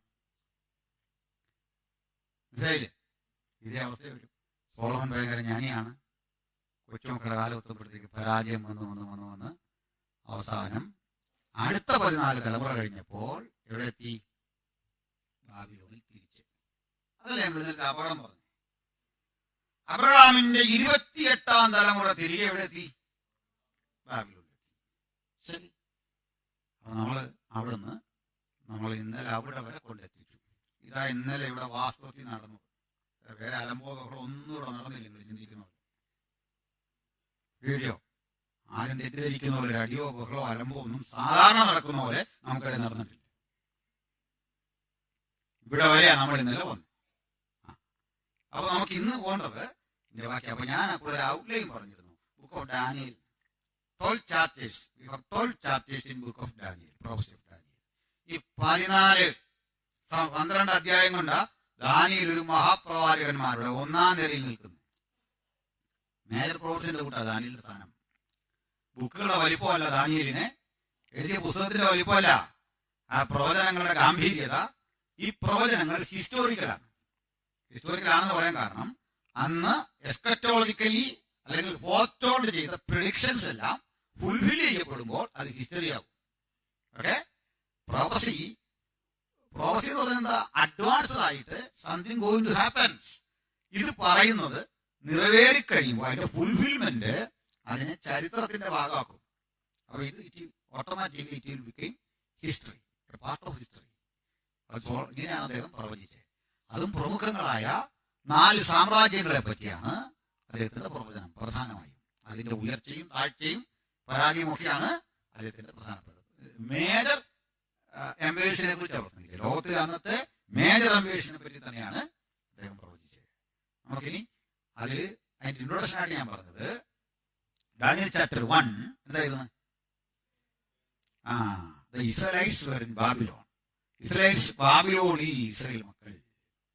Second one the vision of Nebuchadnezzar. And chapter 3 അത് നെബൂഖദ്നേസറുടെ ഒരു വിഷനാണ്. നെബൂഖദ്നേസർ ഒരു ഗോൾഡൻ ഇമേജ് ഉണ്ടാക്കുന്നു, അല്ലേ? സ്വർണ്ണബിംബം. അടുത്തത് 4 ഒരു ട്രീയെ പറ്റി ആകാശത്തുളർത്തുന്ന ഒരു മഹാവൃക്ഷത്തിന്റെ ദർശനം. നെബൂഖദ്നേസർ അതും കാണുന്നത്. 5 ബേൽഷസ്സറുടെ വിരുന്നും ബാബിലോണിന്റെ തകർച്ചയും, ഒരു സാമ്രാജ്യം തകരുന്നു. 6 മീഡോ പേർഷ്യൻ സാമ്രാജ്യത്തിന്റെ ഉദയം, ദാരിയവേശി ഭരണാധികാരിയാകുന്നു. 7 ദാനിയേൽസ് വിഷൻ എന്തായിരുന്നു? 4 ബീച്ച്. ഇനി അടുത്തതാണ് 8 ഒരു ആട്ടുകൊറ്റനും കോലാട്ടുകൊറ്റനും തമ്മിലുള്ള ശങ്ക. ദെൻ അടുത്തത് 9 അധ്യായത്തിൽ 70 ആട്ടുകൊറ്റൻ 90 ഹെപ്താസ്. ദെൻ മൈറ്റി ഏഞ്ചൽ ശക്തനായ ഒരു ദൂതൻ രംഗപ്രവേശം ചെയ്യുന്നത് 10 അധ്യായത്തിൽ. 11 അധ്യായത്തിൽ ഒരു വിക്രമനായി ഉപായബുദ്ധിയായ ഒരു റൂളർ എഴുന്നേൽക്കുന്നു, ഓർ ആന്റക്രൈസ്റ്റിന്റെ രംഗപ്രവേശം. Chapter 12 eternity, beginning of eternity. ഇത്രയാണ് കാര്യം. ഞാൻ ഒന്നുകൂടെ പറയാം. ദാനിയേൽ 1 ഇസ്രായേൽ മക്കൾ ബാബിലോണിൽ, ദാനിയേൽ 2 രാജാവ് കണ്ട സ്വപ്നം, ദാനിയേൽ 3 ദൂരാസമഭൂമിയിലെ സ്വർണ്ണബിംബം, ദാനിയേൽ 4 ആകാശത്തോളം എത്തുന്ന വൃക്ഷത്തിന്റെ ദർശനം, ദാനിയേൽ 5 ബേൽഷസ്സറുടെ വിരുന്ന്, 6 മേദ്യനായ ദാരിയാവേശ് അധികാരത്തിലെത്തുന്നു, 7 തമ്മിൽ ഭേദിച്ചിരിക്കുന്ന 4 മഹാമൃഗങ്ങൾ കടലിൽ നിന്ന് കയറി വരുന്ന ദർശനം ദാനിയേൽ കാണുന്നു, 8 ആട്ടുകൊറ്റനും കോലാട്ടുകൊറ്റനും തമ്മിലുള്ള ആ യുദ്ധം, 9 70 ആഴ്ചവട്ടം, 10 ശക്തനായ ദൂതൻ, 11 എതിർക്രിസ്തു, 12 ദൈവമക്കളുടെ വിശ്രാമം. ഇത്രയാണ് ഇന്നലെ ഞങ്ങൾ പറഞ്ഞു നിർത്തിയത്. അതിൽ അവസാനം വന്ന ഭാഗമാണ് ദാനിയേൽ 1 ഇസ്രായേൽ മക്കൾ ബാബിലോണിൽ. ശദ്രക്ക്, മേശക്ക്, അബേദ്നെഗോ, ദാനിയേൽ ഒക്കെയുള്ള ആളുകൾ ഇപ്പൊ ബാബിലോണിൽ എത്തി. അതായത് അപ്പൻ പണ്ട് 10 രാജാക്കന്മാരുടെ അധികാരഭൂമിയിലൂടെ ജയത്തോടെ കടന്നുപോയ മണ്ണിലൂടെ 28ാം തലമുറയിലെ കൊച്ചുമക്കൾ പീഡിതരായി അടിയേറ്റു വാങ്ങി ചാട്ടവാറിന് തല്ലിക്കൊണ്ട് കയ്യിൽ ചങ്ങല ധരിപ്പിച്ച് പഴയ തട്ടകത്തിൽ കൊണ്ടിട്ടു. ഇതാണ് പറഞ്ഞത്. അപ്പൊ വാക്യത്തിലെ അപകടം അല്ലേ? നമുക്ക് അവിടുന്ന് അങ്ങനെ തോറ്റു കൊടുക്കേണ്ട കാര്യമില്ല. പരാജയങ്ങളെ കണ്ടും കരുത്താർജിച്ച് നമ്മൾ മുമ്പോട്ട് പോകണം, അല്ലേ? ഏത് പ്രതിസന്ധിയിലും ഭക്തന്റെ ജീവിതം അങ്ങനെയാ. നമ്മുടെ വഴി അടയ്ക്കുമ്പോൾ പിന്നെയും പോകണം.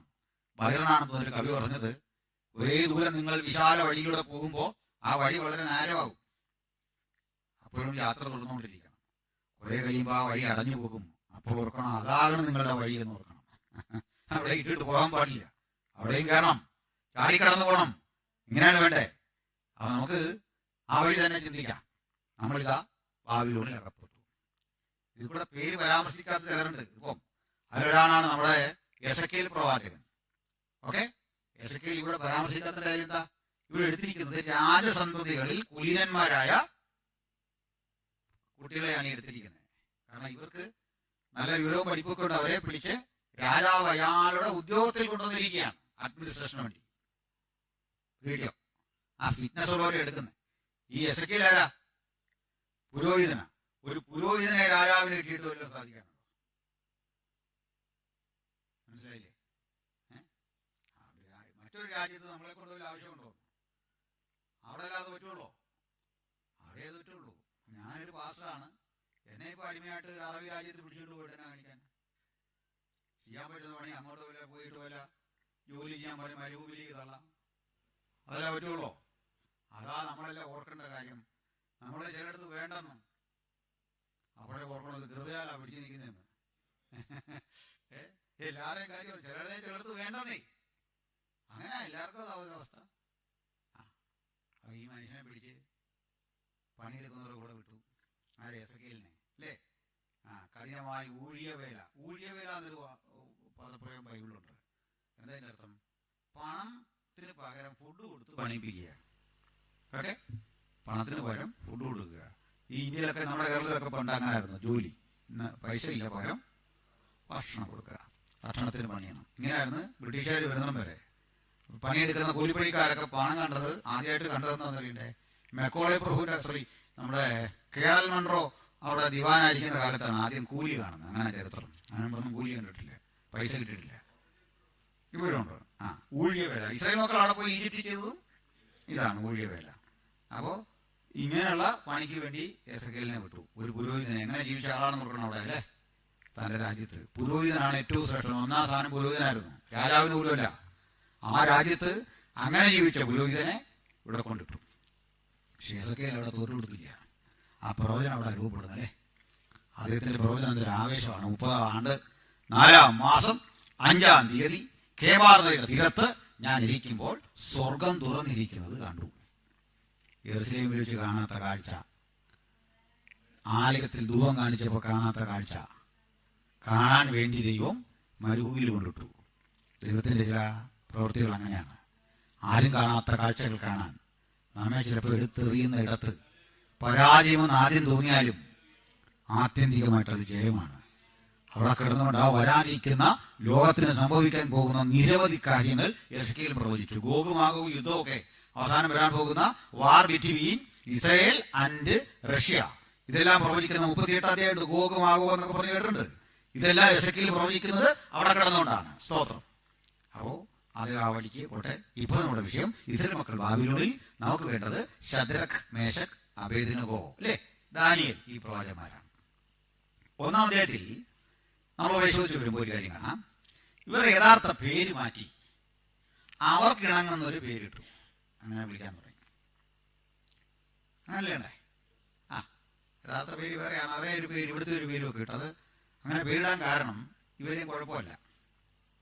ഈ ഇസ്രായേൽസിന്റെ പേര് ഈ ബാബിലോണിയർക്ക് വഴങ്ങുകയില്ല. മനസ്സിലായില്ലേ? അപ്പൊ എന്തെങ്കിലും ഇട്ടൊന്ന് വിളിക്കണ്ടേ? മനസ്സിലായോ? നമ്മുടെ പേര് പോലും മനസ്സിലാകുകയില്ല, എന്തെങ്കിലും ഇട്ട് വിളിക്കണ്ടേന്ന്. അന്നേരം ഒരു കാര്യം മനസ്സിലാക്കിയോ, നമ്മുടെ പേര് നമുക്ക് വേണ്ടിയുള്ളതല്ല, വല്ലവനും വിളിക്കാനാണ്. എൻ്റെ ജീവിതത്തിൽ ഇതുവരെ ഞാൻ എന്നെ പേര് വിളിച്ചിട്ടില്ല. വർഷം ഇത്രയായി. ഓർക്കുമ്പോൾ എനിക്ക് തന്നെ ലജ്ജ തോന്നുന്നു. ഞാൻ ഇന്നുവരെ എന്നെ പേര് വിളിച്ചിട്ടില്ലല്ലോ. അച്ഛാന്നോ ചേട്ടാന്നോ ഒന്നും ഞാൻ എന്നെ ഇതുവരെ വിളിച്ചിട്ടില്ല. എടാന്ന് പോലും ഞാൻ വിളിച്ചിട്ടില്ല. കാരണം മനസ്സിലായോ, എൻ്റെ പേര് എനിക്ക് വേണ്ടിയല്ല, നിങ്ങൾക്ക് വേണ്ടിയാണ്. മനസ്സിലായില്ല? അത്രയുള്ള കാര്യം. എന്തെങ്കിലും ഇട്ട് വിളിക്കട്ടെ. അല്ലെ തന്നെ നമുക്ക് പേരുണ്ടെങ്കിൽ തന്നെ ഈ ഭാര്യമാരെന്തെങ്കിലും വിളിക്കും. ഷേ ദേ, ഇങ്ങനെയല്ല വിളിക്കുന്നേ. നമുക്ക് തിരിഞ്ഞു നോക്കാതിരിക്കാനൊക്കോ? നമ്മുടെ അവസ്ഥ ഇതായിപ്പോയി. ഇവരെ പറഞ്ഞിട്ട് കാര്യമുണ്ടോ? പേര് മാറ്റി. 2-ാം ഘട്ടം കാണുമ്പോൾ പേരിൽ നിന്ന് അടുത്ത ഘട്ടത്തിലേക്ക് ചോദിച്ചു, ആഹാരം മാറ്റി. 3-ാം ഘട്ടം ആരാധന മാറ്റി. കണ്ടാവും വരുന്ന വരവ് ഘട്ടം ഘട്ടമായിട്ട് വരിക. ഈവിൾ സ്പിരിറ്റിന്റെ പരിപാടി എങ്ങനെയാണ്? ആദ്യം പറ്റുന്നയിടത്ത് പതുക്കെ പതുക്കെ പതുക്കെ വന്ന് അവസാനം വീഴുക. അപ്പൊ നമ്മൾ അതിലേക്ക് വാ, പേര് പോട്ടെന്ന് വെച്ചു. ഭക്ഷണം മുതൽ ഈ കുട്ടികൾ ചെറുത്തു അല്ലേ? ഇവർക്ക് ഭക്ഷണം കൊടുത്തു, കുഞ്ഞുങ്ങൾ വേണ്ടാന്ന് പറഞ്ഞല്ലേ? ഭക്ഷണം മോശമായിട്ടൊന്നുമല്ല കേട്ടോ, നല്ല ഫുഡാണ്, ടേസ്റ്റി ഫുഡാണ്. കാരണം ഇത് രാജകീയ ഭോജനം കൊടുക്കുന്നതെന്ന്. അതാ ഇന്നത്തെ ക്ലാസ്സിൽ പഠിക്കാൻ പോകുന്നത്. നമ്മൾ 5-ാം അധ്യായം വരെ പോകും. എങ്ങനെ നമ്മൾ 5-ാം അധ്യായം വരെ പോകുമെന്ന് ഓർത്ത് നിങ്ങൾ ആശങ്കപ്പെടേണ്ട. അത് കണ്ടാൽ നിങ്ങൾ അത്ഭുതപ്പെടുക. ആ പോക്ക് ഇത് യഹോവയാൽ സംഭവിച്ചു. അത് നമ്മൾ പോകാൻ തുടങ്ങാണ്. കാരണം അപ്പുറത്ത് ചെല്ലണം അതിനാ. അപ്പോൾ ഈ ഭക്ഷണം ഇവർ കൊടുത്തു. കുഞ്ഞുങ്ങൾ എന്താ പറഞ്ഞു? രാജാവേ, അല്ലേ ഞങ്ങൾക്കിത് വേണ്ട. അപ്പം നിങ്ങൾക്ക് തോന്നുന്നു ഇതാണ് ഇത്ര വലിയ കാര്യം, ഭക്ഷണം വേണ്ടെന്ന് ചോദിച്ചാൽ നമ്മളാണെങ്കിലും വേണ്ടെന്ന് നോക്കിയല്ലേ? നമ്മളാണെങ്കിലും വേണ്ടെന്ന് നോക്കും. അതാ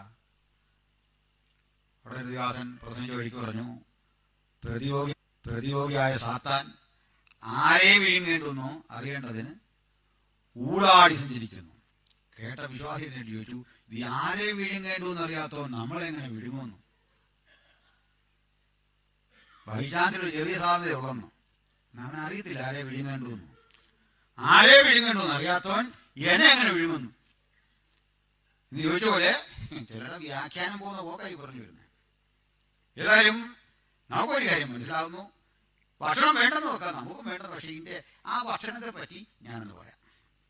അതിന് മുമ്പ് ഇവരെ എങ്ങനെ ട്രീറ്റ് ചെയ്തു എന്ന് പറയുമ്പോൾ അമ്പരന്നു പോകും. ബാബിലോണിൽ അടിമകളായി 100 ആയിരക്കണക്കിന് ഇസ്രായേൽ മക്കൾ എത്തിയതിൽ ഇവർ രാജാവ് സെലക്ട് ചെയ്തെടുത്ത 3-4 പേരെ, ശദ്രക്ക്, മേശക്ക്, അബേദ്നെഗോ, ദാനിയേൽ. ഇവർക്ക് രാജകീയ സുഖങ്ങളെല്ലാം കൊടുക്കുക. ആ രാജ്യത്തിന് വേണ്ടി ചിന്തിക്കാൻ, ആ രാജ്യത്തെ ഭരണം സുഗമമാക്കാൻ ഇവരെ കഴിവ് യൂട്ടിലൈസ് ചെയ്യുക. അതിനു വേണ്ടിയാ. അപ്പോൾ ഇവരൊക്കെ ഇങ്ങോട്ട് വരുന്നതിന് മുമ്പ് തന്നെ ഈ നിമ്രോദിന്റെ ആ തലമുറ, അക്ഷരത്തിലല്ല, ആ രാജ്യം ഇപ്പോൾ ഭരിക്കുന്ന നെബൂഖദ്നേസർ, കൊച്ചുമോനെന്ന് പറയാൻ വയ്യ എങ്കിലും നിമ്രോദിന്റെ ആ വീക്ഷണങ്ങൾ, ആ ആരാധനകൾ, ആ മതം ഇപ്പോൾ ആരാധിച്ചും അതിന്റെ രീതികൾ പരിപോഷിപ്പിച്ചും പോരുന്ന നെബൂഖദ്നേസർ എന്ന രാജാവ്, ചക്രവർത്തി, തനിക്കൊരു ക്യാപിറ്റൽ സിറ്റി പണികഴിപ്പിച്ചു. Capital city. ഈ ക്യാപിറ്റൽ സിറ്റി വളരെ പ്ലാൻഡായിരുന്നു. 14.5 മൈൽ നീളവും 14.5 മൈൽ വീതിയും. നമുക്ക് റൗണ്ട് ഫിഗർ ഒപ്പിച്ച് തരാം. 15x15. 14.5 കണക്കൂട്ടി ആകപ്പാടെ വേറൊരു പ്രശ്നം ഉണ്ടാക്കണ്ട. ഏതാണ്ട് ഒരു 60 മൈൽ ചുറ്റളവുള്ള ഒരു ബൃഹത് പട്ടണം. ഈ പട്ടണത്തിന്റെ ഒത്ത നടുവിലൂടെ യൂഫ്രട്ടീസ് നദി ഒഴുകിയിരുന്നു. നദിക്കക്കരയും ഇക്കരയുമായി പട്ടണം സമ അളവിൽ കിടന്നിരുന്നു. ഈ പട്ടണത്തിന് ചുറ്റും 87 അടി ഘനത്തിൽ, ഏതാണ്ട് ഒരു 50 അടി ഉയരത്തിൽ ഒരു പടുകൂറ്റൻ കോട്ട. 87 അടിയാണ് ഘനം, തിക്നെസ്. ഉയരം ഏകദേശം 50 അടി. 50 അടി ഉയരമുള്ള ഈ കോട്ടയ്ക്ക് മുകളിൽ കൂടി 2 വീതം കുതിരകളെ കെട്ടിയ 6 രഥങ്ങൾക്ക് സമാന്തരമായി സഞ്ചരിക്കാനുള്ള സൗകര്യമുണ്ടായിരുന്നു. ഹൈവേ കണക്കാണ് മുകൾ ഭാഗം.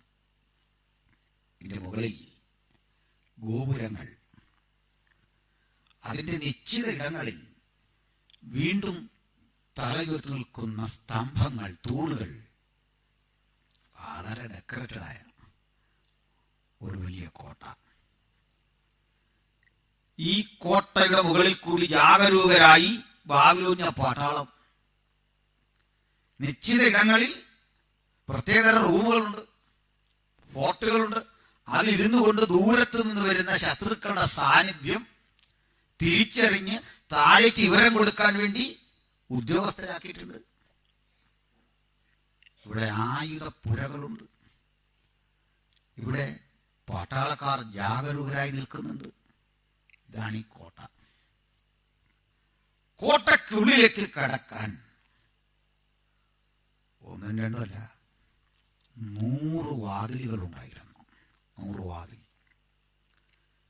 ഈ 100 വാതിൽ കൂടാതെ ഒരു പ്രധാന പ്രവേശന കവാടം ഉണ്ടായിരുന്നു, മെയിൻ ഗേറ്റ്.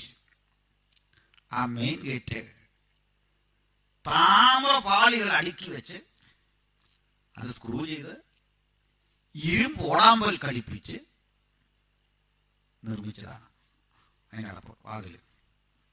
ഇതിലേക്ക് അകത്ത് കിടക്കണമെങ്കിൽ മനുഷ്യൻ തള്ളിയാൽ തുറക്കാൻ വയ്യ, വലിച്ചാലും തുറക്കത്തില്ല. പരിശീലനം സിദ്ധിച്ച ആനകൾ കെട്ടിവലിച്ചു മാത്രം തുറക്കുന്ന വാതിൽ. ഇത് ആണ്ടിൽ 4-5 തവണയെ തുറക്കൂ. എന്താണ് കാരണം? രാജാവിൻ്റെ ബർത്ത്ഡേ, ദേവന്റെ തിരുനാളിൽ, ഉത്സവ പ്രതീതിയുള്ള ചില ദിനങ്ങളിൽ, ഒറ്റ വാക്കിൽ പറഞ്ഞാൽ നാഷണൽ ഹോളിഡേയ്സ് ഒക്കെ സെലിബ്രേറ്റ് ചെയ്യേണ്ടി വരുമ്പോൾ അന്നേ തുറക്കും. ബാക്കി സമയങ്ങളിൽ എന്ത് ചെയ്യും? ഈ 100 വാതിലിൽ ഏതെങ്കിലും ഒന്ന് തുറക്കും. സുരക്ഷ പരിഗണിച്ച് ഒരെണ്ണമേ തുറക്കൂ. ഇന്ന് തുറന്ന വാതിൽ നാളെ തുറക്കില്ല. ഏത് വാതിൽ എപ്പോൾ തുറക്കും, രാജാവ് ഇതുവഴി പുറത്തു പോകുമെന്ന് രാജാവിനും അടുത്ത അനുചരനുമേ അറിയൂ. പിന്നെ അടഞ്ഞു കിടക്കും. ചുരുക്കി പറഞ്ഞാൽ ബാബിലോന്യ കോട്ട സദാ അടഞ്ഞു കിടക്കുന്ന വാതിലുകൾ കൊണ്ട് ശ്രദ്ധേയമാണ്. ഇനി ഇതൊക്കെയാണെങ്കിലും ഇവിടെ വരെ വന്ന സ്ഥിതിക്ക് നമുക്ക് ഇതിനകത്ത് കടക്കണം വേണ്ടേ? നമ്മൾ കിടക്കും. കാരണം അറിയോ, നമ്മൾ മലയാളികളാണ്. എങ്ങനെയെങ്കിലും കിടക്കാതിരിക്കാൻ പറ്റുമോ? മലയാളി ആയിപ്പോയി എന്ന ഒറ്റ കാരണത്താൽ നമ്മളെല്ലാം ഇതിനകത്ത് കിടക്കും. എതിരെയാണെന്നൊന്നും പറയാൻ പറ്റിയില്ല, എങ്ങനെയാണ് തീർന്നും ഉറപ്പ് കാര്യമാണ്. വലിയേറി മുകളിൽ ചൊല്ലുമ്പോൾ ഒരു കാഴ്ച, ഇതുവഴി അങ്ങോട്ട് ഇറങ്ങാൻ വയ്യ. നമ്മൾ പുറത്ത് കണ്ടതുപോലെ അകത്ത് പൊക്കം കുറഞ്ഞൊരു മതിലുണ്ട്. അല്പം സ്പേസ് അവിടെ ഉണ്ട്. തന്നെ വലിയ മതിലിനകത്ത് ഒരു ചെറിയ മതിൽ. ആ വൻമതിലിൽ നിന്ന് ചെറിയ മതിലിലേക്ക് തിരികെ ഇങ്ങനെ ഭിത്തി കെട്ടി ധാരാളം കളങ്ങൾ. അതിലെല്ലാം യൂഫ്രട്ടീസ് നദിയിലെ വെള്ളം അടിമകളെ കൊണ്ട് ചക്രം ചവിട്ടി കറക്കി പമ്പ് ചെയ്യിച്ച് നിറച്ചിരിക്കുക. അതിൽ മുതലകളെ വളർത്തുകയാണ്. ഒരുത്തിനും രക്ഷപ്പെടാൻ വയ്യ. മനസ്സിലായോ? സുരക്ഷ. ഇതിനകത്തേക്ക് ഇനി അതുവഴി പോകണ്ട. നമുക്ക് എങ്ങനെയെങ്കിലും മെയിൻ ഡോർ വഴി കാലെ കയ്യെ പിടിച്ച് അകത്ത് പോവാം. മെയിൻ ഡോർ തുറന്നു. ഈ അറ്റം മുതൽ അങ്ങേ അറ്റം വരെ അന്തമില്ലാത്ത വിധത്തിൽ കിടക്കുന്ന പോലെ വളവും തിരിവുമില്ലാത്ത ഒരൊറ്റ പാത. ആ വഴിയുടെ 2 ഓരത്തും, വിശാലമായ ആ റോഡിന്റെ 2 ഓരത്തും തണൽ മരങ്ങൾ നട്ടു വളർത്തിയിരിക്കുന്നു. ആ തണൽ മരങ്ങളുടെ ശിഖരം പരസ്പരം മുട്ടി ഒരുമി നിൽക്കുക. ഒരു ഗുഹയിൽ കൂടി പോകുന്ന പ്രതീതിയിലാണ് നമ്മുടെ യാത്ര. നല്ല കുളിർമ, നല്ല സുഖം, മനോഹരമാണ് ഈ സ്ഥലം കാണാൻ. കേട്ടല്ലോ, എന്തൊരു ഭംഗിയാ നോക്കി. ഇതൊക്കെ രാജാവ് പറയുന്നത്, ഞാൻ എൻ്റെ മഹത്വത്തിൻ്റെ പ്രതാപത്തിനായി പടുത്തുയർത്തിയ മഹതിയാം ഭാവിയിലല്ലയോ ഇത്, അല്ലേ? ഇതൊക്കെയാണെങ്കിലും ഒരു കാര്യം ഓർത്തപ്പോൾ, ഈ രാജാവ് ഒരു വനവാസിയായ പെൺകുട്ടിയെ, ഒരു കാട്ടു രാജാവിൻ്റെ മകളെ വിവാഹം കഴിച്ചിരുന്നു. ഒത്തിരി കല്യാണത്തിൻ്റെ ഒരു കല്യാണം. പാവളി നഗരവും പട്ടാളക്കാരുടെ ബാൻഡുമേളവും ചാട്ടവും ഒക്കെ കണ്ട അവൾ കാട്ടി ജനിച്ചു വളർന്ന പെണ്ണല്ലേ. അവൾ ആകെ പേടിച്ചു. രാജാവ് അവളെ തിരികെ വീട്ടിലെത്തിച്ചിട്ട് 3 വർഷത്തിനകം തിരിച്ചു കൊണ്ടുവന്നു. ഇതിനാണെന്നറിയില്ലേ, ഇവൾക്ക് വേണ്ടി ഇതിനകത്തൊരു വനമുണ്ടാക്കി. ആ വനം പ്ലാൻ ചെയ്തെടുത്ത ഒരു മട്ടുപ്പാവാണ്. പ്രത്യേക തരത്തിൽ ഒരു മല പ്ലാൻ ചെയ്തിരിക്കുക. 450 ഉയരമാണതിന്. കൃത്രിമമല. അതിൽ ഓരോ തട്ടിലേക്ക് വെള്ളം ചവിട്ടി കറക്കി കയറ്റി ഏറ്റവും മുകളിൽ നിന്ന് ആ വെള്ളം വീണ്ടും തിരികെ ഒഴുകുമ്പോൾ ഒരു ജലധാര. അവിടെ എല്ലാം ഫലമരങ്ങൾ, നല്ല പൂക്കളുള്ള മരങ്ങൾ, മുകളിൽ ഒരു കൊട്ടാരം വീണ്ടും ഇവർക്ക് ഒരുമിച്ച് പാർക്കാൻ. ഇതായിരുന്നു നെബൂഖദ്നേസർ. കണ്ടോ, ഭാര്യയ്ക്ക് ചെയ്തു കൊടുക്കുന്ന എന്തൊക്കെയാണെന്ന് ആലോചിച്ച്. ഇവിടെ ഒരു സാരി വാങ്ങാൻ പറയുമ്പോൾ എന്ത് പാടാന്ന് ആലോചിച്ച് നാട്ടിലൊക്കെ. എന്നിട്ട് ഭാര്യയെ പരിഗണിച്ച രീതി കണ്ടോ. ഇതൊന്നും പറയാൻ പാടില്ലാത്ത പെണ്ണുങ്ങൾ സ്വസ്ഥത തരികയില്ല. നിങ്ങൾ ആലോചിച്ച് നോക്ക്. നെബൂഖദ്നേസർ എങ്ങനെ ഭാര്യയെ കരുതിയെന്നല്ലേ? ഇങ്ങനെയായിരുന്നു. ഞാൻ ചുമ്മാ പറഞ്ഞല്ല, ഇത് നിങ്ങൾ ഗൂഗിൾ ചെയ്താൽ കിട്ടും. ദ ഹാങ്ങിങ് ഗാർഡൻ ഓഫ് ബാബിലോണിയ. കാരണം ഇത് എവിടെ നിന്ന് നോക്കിയാലും തൊട്ടടുത്താന്ന് തോന്നും.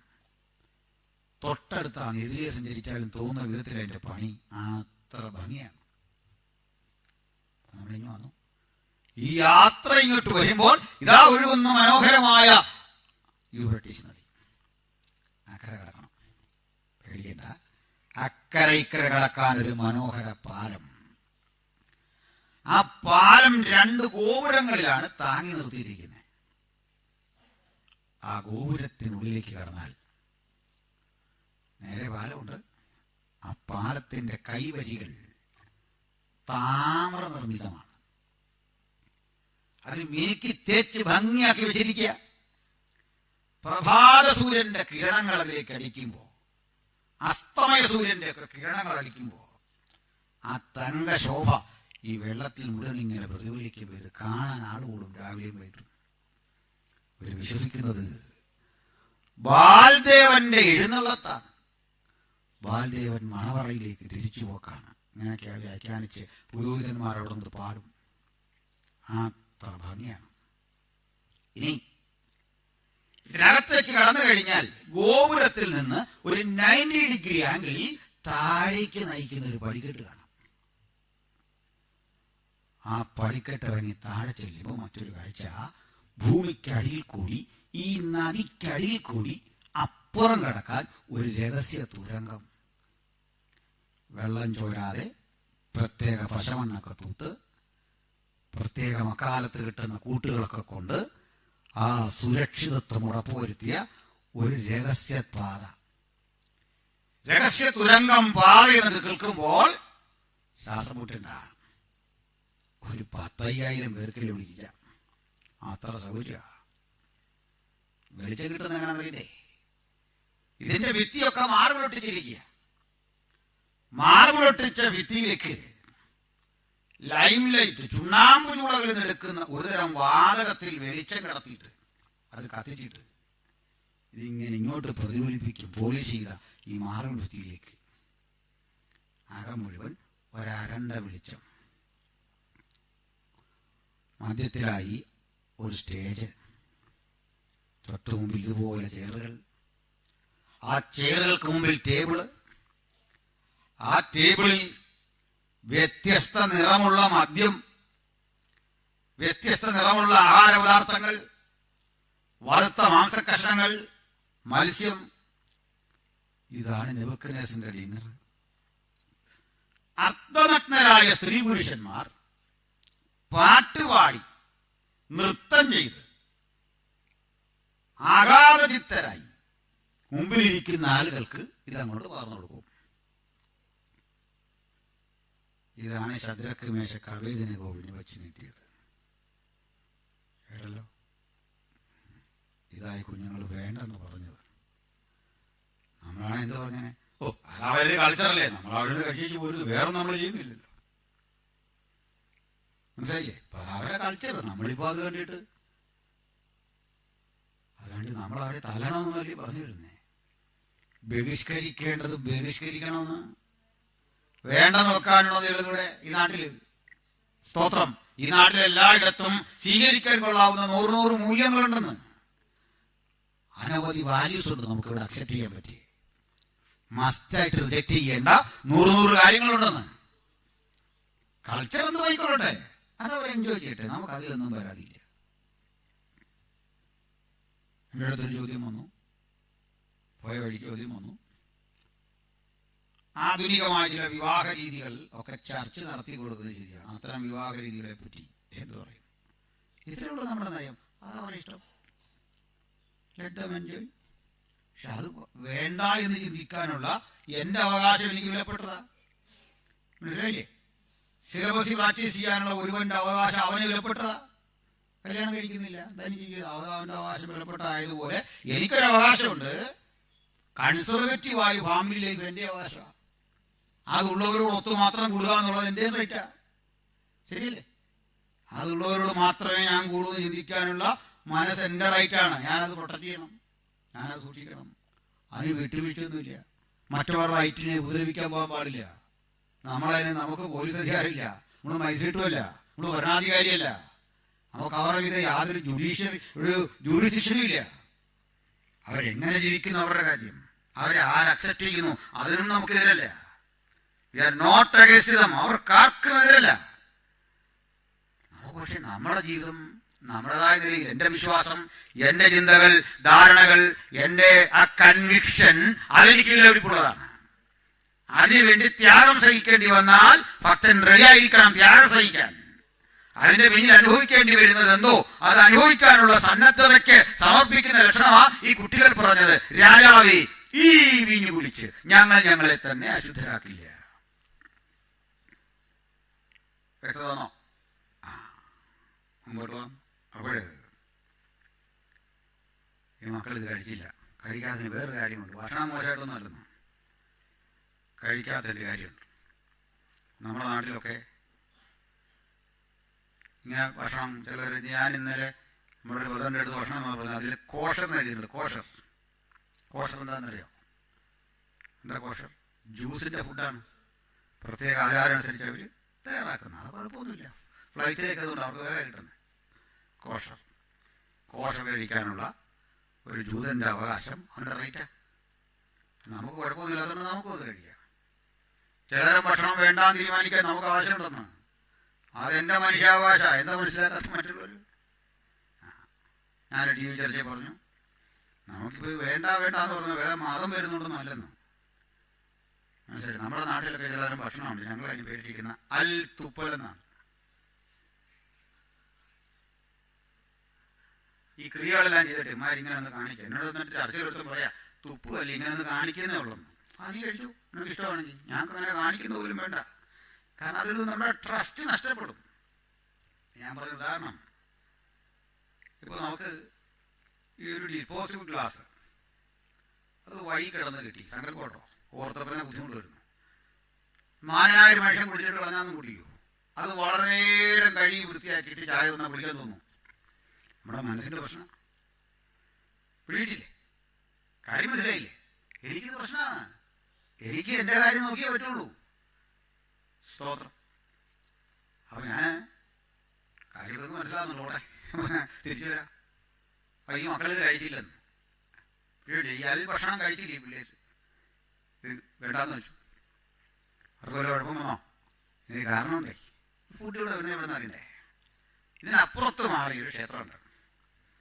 അതിനകത്ത് മാർഡൂക്ക് എന്ന് പറഞ്ഞ ഒരു ദേവനുണ്ട്. Marduk is the god of wine. ഇപ്പുറത്ത് ബാലുണ്ട്. ഈ മാംസാഹാരങ്ങളെല്ലാം മാർഡൂക്കിന്റെ മുമ്പിൽ നിവേദിച്ചതാണ്. കാളയെ യാഗം കഴിച്ചിട്ട് ആ കാളക്കൂറ്റന്റെ തോലൊരിച്ചു മാറ്റി അതിനെ നുറുക്കി പാകപ്പെടുത്തിയാണ് ഈ കൊടുക്കുന്നത്. ഇപ്പുറത്ത് മാർഡൂക്ക് ഒരു നഗ്നബിംബമുണ്ട്. ഇപ്പുറത്ത് അവൻ്റെ ഭാര്യയുടെ ഉണ്ട്, അത് നേക്കടാണ്.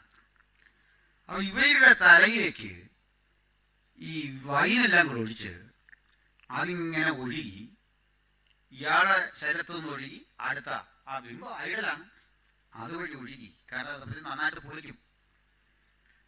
ഇങ്ങനെ കിട്ടുന്ന മദ്യമാണ് ഈ കൊണ്ടുവന്ന്, അല്ലെങ്കിൽ ഈ വൈനാണ് ഈ കൊണ്ട് വച്ചിരിക്കുന്നത്. ഇവ രണ്ടും ഒരാത്മീയനെ കൊണ്ട് കഴിപ്പിച്ച് അവന്റെ പ്രാഗൽഭ്യം തകർക്കാനുള്ള പദ്ധതിക്കെതിരെ ഈ കുഞ്ഞുങ്ങൾ ചെറുത്തു നിന്നു. നോക്കണേ, 28ാം തലമുറ ഇവിടെ അടച്ച്, ഇവിടെ ഒതുക്കി, ഇവിടെ പൂട്ടാമെന്ന് ചിന്തിച്ചപ്പോൾ ഇയാളെ വലിയ വ്യാമോഹത്തെ തകർക്കാൻ 3 കുട്ടികൾ നേരെ നിന്നപ്പോൾ അവൻ തോറ്റുപോയി. നമുക്കിനി ഇരുട്ടിന്റെ ശക്തികൾ പറയണം, ഞങ്ങളിൽ ഒരുത്തൻ നേരെ നിന്നാൽ നീ തകർന്നു പോകും. ഈ നാട് കാത്തിരിക്കുന്ന നേരെ നിൽക്കാൻ ത്രാണിയുള്ള ക്രിസ്തുവിന്റെ അനുഗാമികളെ, വിശ്വസിക്കണം, പ്രാർത്ഥിക്കണം. നമുക്ക് നിരാശയൊന്നും വേണ്ടതേ. റെഗുലറായിട്ട് ഇന്ന് പോലും പ്രാർത്ഥിച്ചു. നാടിന്റെ സ്ഥിതിയെ മാറ്റിമറിക്കുന്ന ഒരു മഹാദൈവത്തെ നമ്മൾ ആരാധിക്കുന്നു. എന്റെ തലമുറകളെ ഇവിടെ തന്നെ വളർത്തും. ജയോത്സവത്തോടെ അവരെ കൊണ്ടുപോകും. അവരെ തിരുവെടുത്ത് ചുമക്കും. അവർ തിരുവെടുത്തിന്റെ പ്രസംഗരാകും എന്ന വിശ്വാസം ആരും നഷ്ടപ്പെടുത്തണ്ട. ഇവിടെ തന്നെ ജയിക്കും. നമ്മൾ തോൽവി വിധി എഴുതി എടുത്ത് തന്നെ ജയിക്കാനുള്ള ഒരു അഭിഷേകമാണ് ഒറ്റ നേടേണ്ടത്. ഇവിടെ ജയിക്കും നമ്മൾ, വിശ്വസിച്ചാട്ടെ. അങ്ങനെ ഇട്ടിട്ട് പോകാൻ വന്നവരല്ല നമ്മളെന്ന് പറ. ഞങ്ങൾ ഇവിടെ ഉണ്ട്, നിനക്കൊരു ദോഷവും വരുത്തരുതെന്ന് പറഞ്ഞവരെ നമ്മളിവിടുന്ന് പോകാനൊന്നും വന്നല്ല. ഹല്ലേലൂയ, സ്തോത്രം. അപ്പൊ നമുക്ക് അടുത്തേക്ക് പോവാം. കാര്യം മനസ്സിലായല്ലേ? അപ്പൊ ഈ കുഞ്ഞുങ്ങള് അത് കഴിച്ചില്ല, അവർക്കൊരു കുഴപ്പവും വന്നില്ല അല്ലേ? നമുക്കൊരു സ്വാഭാവിക സംശയം, ദാനിയേൽ ഇത് കഴിച്ചോന്നല്ലേ? ഇല്ല. കാരണം എന്താ വെച്ചാൽ ദാനിയേൽ ഈ ഗ്രൂപ്പിലല്ലേ, ഇത് വലിയ ഉദ്യോഗസ്ഥനാണ്. അതുകൊണ്ട് അദ്ദേഹത്തെ പല നിർണായക ഘട്ടത്തിലൂടെ കാണാത്തത്. തിരിച്ചുള്ളിൽ ഇടുമ്പോഴോ അല്ല മറ്റേ അല്ലേ? അതേപോലില്ല. കാരണം ഇതൊരു നയതന്ത്രജ്ഞനാണ്, പലയിടത്ത് യാത്ര ചെയ്യണം. അദ്ദേഹത്തിന്റെ ആ വിശ്വാസം സീക്രട്ടായിട്ട് കൊണ്ടുനടക്കുക ചില കാര്യങ്ങളിൽ. അങ്ങനെയുണ്ട് ഒരു നയതന്ത്രജ്ഞത. അദ്ദേഹത്തിന്റെ ആ വിദ്യാഭ്യാസമൊക്കെ അങ്ങനെയാണ്. ചില വിഷയങ്ങളെ ബൈപ്പാസ് ചെയ്ത് കയറാനുള്ള ഒരു കഴിവ് അദ്ദേഹത്തിനുണ്ട്. അപ്പൊ നമുക്ക് ഈ കുട്ടികളെ അടുത്ത ഘട്ടം ഉപയോഗിക്കുന്നതിനാ ബിംബത്തെ നമസ്കരിക്കാൻ അല്ലേ? 3-ാം അധ്യായത്തിൽ നമസ്കരിച്ചോ? നാട്ടു നടപ്പാന്ന് പറഞ്ഞ് നമസ്കരിച്ചോ? ഒരു കാര്യം ആലോചിച്ചു. ക്രൈസ്തവർ ലോകത്തോടെ ജീവിക്കുന്നു. അവിടുത്തെ ഭരണാധികാരി ഏത് ജാതിയിലും ഏത് മതത്തിലും പെട്ടവനാകട്ടെ, അത് നമ്മുടെ ഭരണാധികാരിയാണ്. സംശയമൊന്നും വേണ്ട. ദൈവമാക്കിയിരിക്കുന്ന അവനെ സംശയമുണ്ടോ? ദൈവം ഇഷ്ടമുള്ളവർക്ക് രാജ്യത്വം കൊടുക്കുന്നു. ദൈവമാക്കിയിരിക്കുന്ന റെസ്പെക്ട് ചെയ്യണം. ഒരു സംശയമില്ല. ആ മുസ്ലിമോ ക്രിസ്ത്യാനിയോ നിരീശ്വരനോ ആരുമാകട്ടെ നമ്മുടെ പ്രധാനമന്ത്രിയാണെന്ന്, നമ്മുടെ പ്രസിഡന്റാണെന്ന് നമ്മൾ റെസ്പെക്ട് ചെയ്യണം. പക്ഷെ വചനവിരുദ്ധമായ നിയമം വന്നാൽ അതനുസരിക്കാൻ എനിക്ക് ബാധ്യതയില്ല. എങ്ങനെ? ഞാനല്ലാതെ അന്യദൈവം നിനക്കുണ്ടാകരുത് എന്ന് എനിക്കൊരു പ്രമാണമുണ്ട്. അത് മാറ്റണമെന്ന് ലോകത്താർ ഓർഡറിട്ടാലും അതനുസരിക്കാൻ എനിക്ക് ബാധ്യതയില്ല. ഒരു ബാധ്യതയില്ല. അത് ഈ തരുന്ന തെളിവ്. രാജാവിനെ നിന്നെ റെസ്പെക്ട് ചെയ്യണം. 2 കാര്യമാണ്. നമുക്ക് ഈ മഹാന്മാരോടോ മതസ്ഥാപകരോടോ ഒന്നും പറയാനുള്ള കാര്യമില്ല. അവരൊക്കെ കുറെ ഗുണങ്ങൾ ലോകത്തിന് കൊടുത്തു. ശരിയല്ലേ? സോക്രട്ടീസിനെ കൊണ്ട് സമൂഹത്തിൽ എത്രയോ ചിന്താപരമായ വ്യത്യാസം ഉണ്ടാക്കാൻ കഴിഞ്ഞു. വേണ്ട, ആദരവോടെ വെക്കേണ്ട ഒരു മതസ്ഥാപകന്റെ പേരാ ബുദ്ധൻ. അഭിഷേകട്ടോ? ജൈനൻ. ഭയങ്കര ചിന്തകൾ ലോകത്തിന് കൊടുത്തു. അതൊക്കെ ഭാരതീയവും കൂടാണ്. അതും കൂടെ നമ്മൾ കൂടുതൽ ബഹുമാനിക്കണം. ഒരു കാശിനും കൊള്ളാത്തവരും ഉണ്ട്, അത് വേറെ കാര്യം. കാശിന്റെ ഗുണമില്ലാത്ത കക്ഷികളുമുണ്ട്. ഒരു മാതൃക എന്ന് പറയാമെന്ന് വെച്ചിട്ട് കാല് പിടിച്ച് ഞാൻ കരഞ്ഞു. ലാസ്റ്റ് ഒരു പറഞ്ഞില്ലേ, ഞാൻ കരഞ്ഞുകൊണ്ട് സുരക്ഷ അറിയിച്ചു എന്ന് പറഞ്ഞ പോലെ ഞാൻ കരഞ്ഞു പറഞ്ഞു. എനിക്ക് ഈ നേതാവിൻ്റെ ഒരു ഗുണം കിട്ടിയില്ല. അങ്ങനെയുള്ളവരുണ്ട്. നമ്മുടെ കുഴപ്പമില്ല, അവനെയും കുഴപ്പമില്ല. ഇല്ലാത്തത് അവിടുന്ന് തരും. മനസ്സിലായില്ലേ? ഞാൻ അവനെ ഒരിക്കലും കുറ്റം പറയും. ഇല്ലാതെ തരാൻ പറ്റുമോ? പോട്ടെ. എന്നിട്ട് ഉണ്ടെന്ന് വിശ്വസിച്ചിരിക്കുക. അതാ മിത്ത്. പോട്ടെ, തിരിച്ചു വരാം. നമുക്കെല്ലാവരും ആദരവ്, ബഹുമാനം. പക്ഷെ ആരാധന ഒരാൾക്കേ ഉള്ളൂ, ഒരാൾക്ക് മാത്രം. ഹല്ലേലൂയ. ആ ഒരുവന് മാത്രമേ ആരാധനയുള്ളൂ. സൃഷ്ടാവഴി ഒന്നിനെയും ഞങ്ങൾ ആരാധിക്കില്ല. ആരെയും ആദരിക്കും? മൂർഖനോട് കീഴടങ്ങിയിരിക്കാനാണ് പറഞ്ഞത് അല്ലേ? നമ്മൾ കീഴടങ്ങണമെന്നോ? ആയിക്കോട്ടെ. പക്ഷെ ആരാധിക്കുന്ന ആരാ? സത്യ ഏക ദൈവമായി നമുക്ക് വെളിപ്പാടിനാൽ തിരിച്ചറിവുള്ള നമ്മുടെ ദൈവത്തെ മാത്രമേ ആരാധിക്കാവൂ. അവൻ പ്രപഞ്ചനാഥനാണ്, ഉലകത്തിന്റെ മുഴുവൻ കാരണഭൂതനാണ്.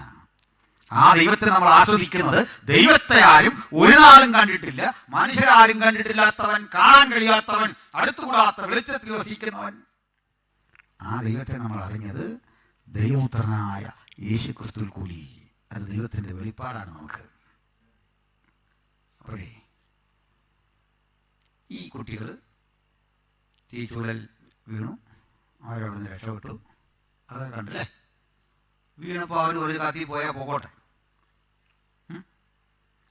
അല്ല, വിടുതൽ കിട്ടിയാൽ ഞങ്ങൾ ആരാധിക്കുന്നല്ല. ചിലരെങ്ങനുണ്ട്, ഇതിൽ നിന്നൊരു വിടുതൽ കിട്ടിയാൽ ഞങ്ങൾ സ്നാനപ്പെട്ടേക്കാം. നിങ്ങളൊരു കണ്ടില്ലേ, ഇങ്ങനെ ഒരു പ്രശ്നം നിൽക്കുന്നു, എനിക്കൊരു പ്രമോഷൻ കിട്ടിയാൽ ഞാൻ നിന്നെ വേണ്ടെന്നാണ്. എന്തിനും ഇവിടെ ആളില്ല എന്നിട്ടിരിക്കുകയാണോ? ആര് പറഞ്ഞ്? എൻ്റെ അടുത്ത് ദൈവം വിടുതൽ തരികയെന്നാണോ? അല്ലെന്ന്. വിശ്വാസത്താൽ അവന്റെ രോഗശാന്തിയും അവിടുത്തെ ഇടപെടലും ഒക്കെ അനുഭവിക്കുന്ന ദൈവമക്കളെ ഓർത്ത് ഞാൻ കർത്താവിനെ സ്തുതിക്കുന്നു. Praise the Lord. പക്ഷെ അത് കച്ചവടം ചെയ്യാനൊന്നും പാടില്ല, കൊമേഴ്ഷ്യലൈസ് ചെയ്യാൻ പാടില്ല. അത്തരം പരിപാടികളൊക്കെ ഉണ്ട് നമ്മുടെ സമൂഹത്തിൽ. അത് കൊമേഴ്ഷ്യലൈസ് ചെയ്യുന്നോർത്ത് കുറെ പേർ തെറ്റായി ഉപയോഗിക്കുന്നോർത്ത് ദൈവത്തിന്റെ വരങ്ങൾ ഇല്ലെന്നാണോ? ദൈവം ഇന്നലെയും ഇന്നും എന്നേക്കും ആനയെങ്കിൽ അവിടുത്തെ പ്രവർത്തിക്കും അവസാനമില്ല. ഹല്ലേലൂയ. എന്തവൻ 2000 ആണ്ട് ചെയ്യോ മുമ്പ് ചെയ്യോ അല്ലല്ല, പ്രപഞ്ച സൃഷ്ടിക്ക് മുമ്പ് അവൻ ആരായിരുന്നോ അത് തന്നെ ആയിരിക്കും എന്നും നമ്മൾ സേവിക്കുന്ന ദൈവം. അവിടുത്തെ പ്രവൃത്തിക്ക് ഒരു കുറവും വന്നിട്ടില്ല. അത് ആവർത്തിച്ചുകൊണ്ടേയിരിക്കും. ഹല്ലേലൂയ. അത് വിശ്വസിക്കണം, അത് ആസ്വദിക്കണം. നമുക്ക് ഈ കുട്ടികളെ നോക്കാണ്ടിവിടാം. വേറൊരു വിഷയം അതെടുക്കാണ്ട്. രാജാവ് ഇതിൻ്റെ ഇടയ്ക്ക് ഒരു സ്വപ്നം കണ്ടു അല്ലേ? അതാ പറഞ്ഞത് അല്ലേ? രാജാവ് കൂടെ സ്വപ്നം ഓർക്കുന്നുണ്ടോ? എന്തൊക്കെയാണ് സ്വപ്നത്തിൽ രാജാവ് കണ്ടത്? ഒരു സമ്മിശ്ര ലോഹബിംബം അല്ലേ? ഒരു സിന്തറ്റിക് മെറ്റാലിക് ഇമേജ് ആണ് കണ്ടത് അല്ലേ? എല്ലാം ഉണ്ട്. എന്തൊക്കെയുണ്ട്? ഗോൾഡൻ ഹെഡ്, തങ്കം കൊണ്ടുള്ള തല, നെഞ്ചും കൈകളും വെള്ളിയുണ്ട് അല്ലേ? വെള്ളി, സിൽവർ അല്ലേ? പിന്നെ വയറും അരയും താമ്രം എന്ന് പറഞ്ഞാൽ ബ്രാസ് അല്ലേ? കോപ്പറാണോ ബ്രാസാണോ? ബ്രാസ്.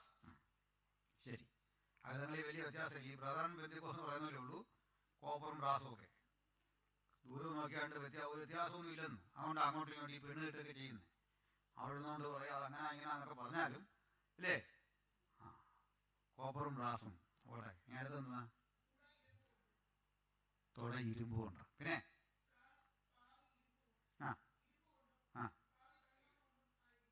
ഇങ്ങനൊരു ബിംബം. അത് ഓർക്കാൻ എളുപ്പവഴി, താഴേക്ക് വരും തോറും വില കുറഞ്ഞു കുറഞ്ഞു കുറഞ്ഞു വരും. സ്വർണത്തിൽ നിന്ന് വെള്ളി, വെള്ളിയിൽ നിന്ന് താമ്രം, ഇരുമ്പ്, പിന്നെ ഇരുമ്പും കളിമണ്ണും. ഇതാണ് ഈ ബിംബം. ഓർക്കുമല്ലോ? തല സ്വർണം അല്ലേ? നെഞ്ചും കൈയും വെള്ളി, അരയും വയറും താമ്രം, തുട ഇരുമ്പ്, കാൽ പാതി കളിമണ്ണ് പാതി ഇരുമ്പ്. ഇതാണ് രാജാവിന്റെ ബിംബം. പണ്ടൊക്കെയാണ് നമ്മുടെ സഭകളിൽ ഈ ബിംബമൊക്കെ വരച്ചിട്ട് പഠിപ്പിക്കുവേ. ഓർക്കുന്നുണ്ട് ഒരു പാഠം, ഒരു അച്ചായൻ കുളിച്ചിട്ട് ഇങ്ങനെ നിൽക്കുന്ന പോലെ. അയ്യോ, അങ്ങനെ ഒരു പാടമൊക്കെ കൊണ്ടിട്ടേ കുളി കഴിഞ്ഞ് തണുപ്പ് കാരണം ഇങ്ങനെ നിൽക്കുമല്ലോ എന്ന് പറഞ്ഞ ഒരു പടം ഇങ്ങനെ വലിയ വരച്ചിട്ട് അല്ലേ? എന്നിട്ട് അപ്പച്ചമാരി ചോടി തകർത്ത്. ഞാൻ ഓർക്കുന്നുണ്ട്, അവരെ കുറ്റം പറഞ്ഞല്ല, അതുകൊണ്ട് മനസ്സിൽ ഇരുന്നുകൊണ്ടാണ് ഇത് പറഞ്ഞേ. അപ്പോൾ ഇതുപോലെ കിട്ട് പഠിപ്പിക്കരുത്, മനസ്സിൽ നിന്ന് പോയില്ലേ ഈ തല തങ്കം കൊണ്ടെന്നൊക്കെ ഉള്ളത്. ഇത് കണ്ടിട്ട് രാജാവ് മറന്നു, പേടിച്ചു അല്ലേ? സത്യത്തിൽ ഈ ബിംബം കണ്ടൊന്നുമല്ല രാജാവ് പേടിച്ചേ. ഇയാൾ ഈ വ്യാവസായിക അടിസ്ഥാനത്തിൽ ബിംബം ഉണ്ടാക്കുന്ന മനുഷ്യനാണെന്ന്. ശരിയല്ലേ? പിന്നെ വെച്ച് ആരാധിക്കുന്നുണ്ടല്ലേ? മൊത്തം സ്വർണം കൊണ്ട് ബിംബം ഉണ്ടാക്കുന്നവനെ ഈ ബിംബം കണ്ടാ പേടിക്കുമോ? ഇല്ലെന്നാ, പേടിക്കില്ല. പകരം എന്താ സംഭവിച്ചെന്നറിയണ്ടേ? പറയാം. രാജാവ് നോക്കിക്കൊണ്ടിരിക്കെ കൈ തൊടാത്തൊരു കല്ല് വന്നു ബിംബത്തെ അടിച്ചു. ജീവിതത്തിൽ ആദ്യം കൈ തൊടാതെ എറിയാൻ പറ്റുന്ന ഒരുതിനെ കണ്ടത്. പാത്തിൽ നിറഞ്ഞൊന്നുമല്ല. ഒരാൾ കണ്ടില്ലേ, ധീരന്റെ യുദ്ധം നേരെ മുമ്പിൽ വന്നു അല്ലേ? അല്ലാതെ തിരിഞ്ഞു നിൽക്കുമ്പോൾ പുറകെ കൂടെ വെട്ടിവെച്ചു 1 2 3 എന്ന് പറഞ്ഞൊന്നുമല്ല.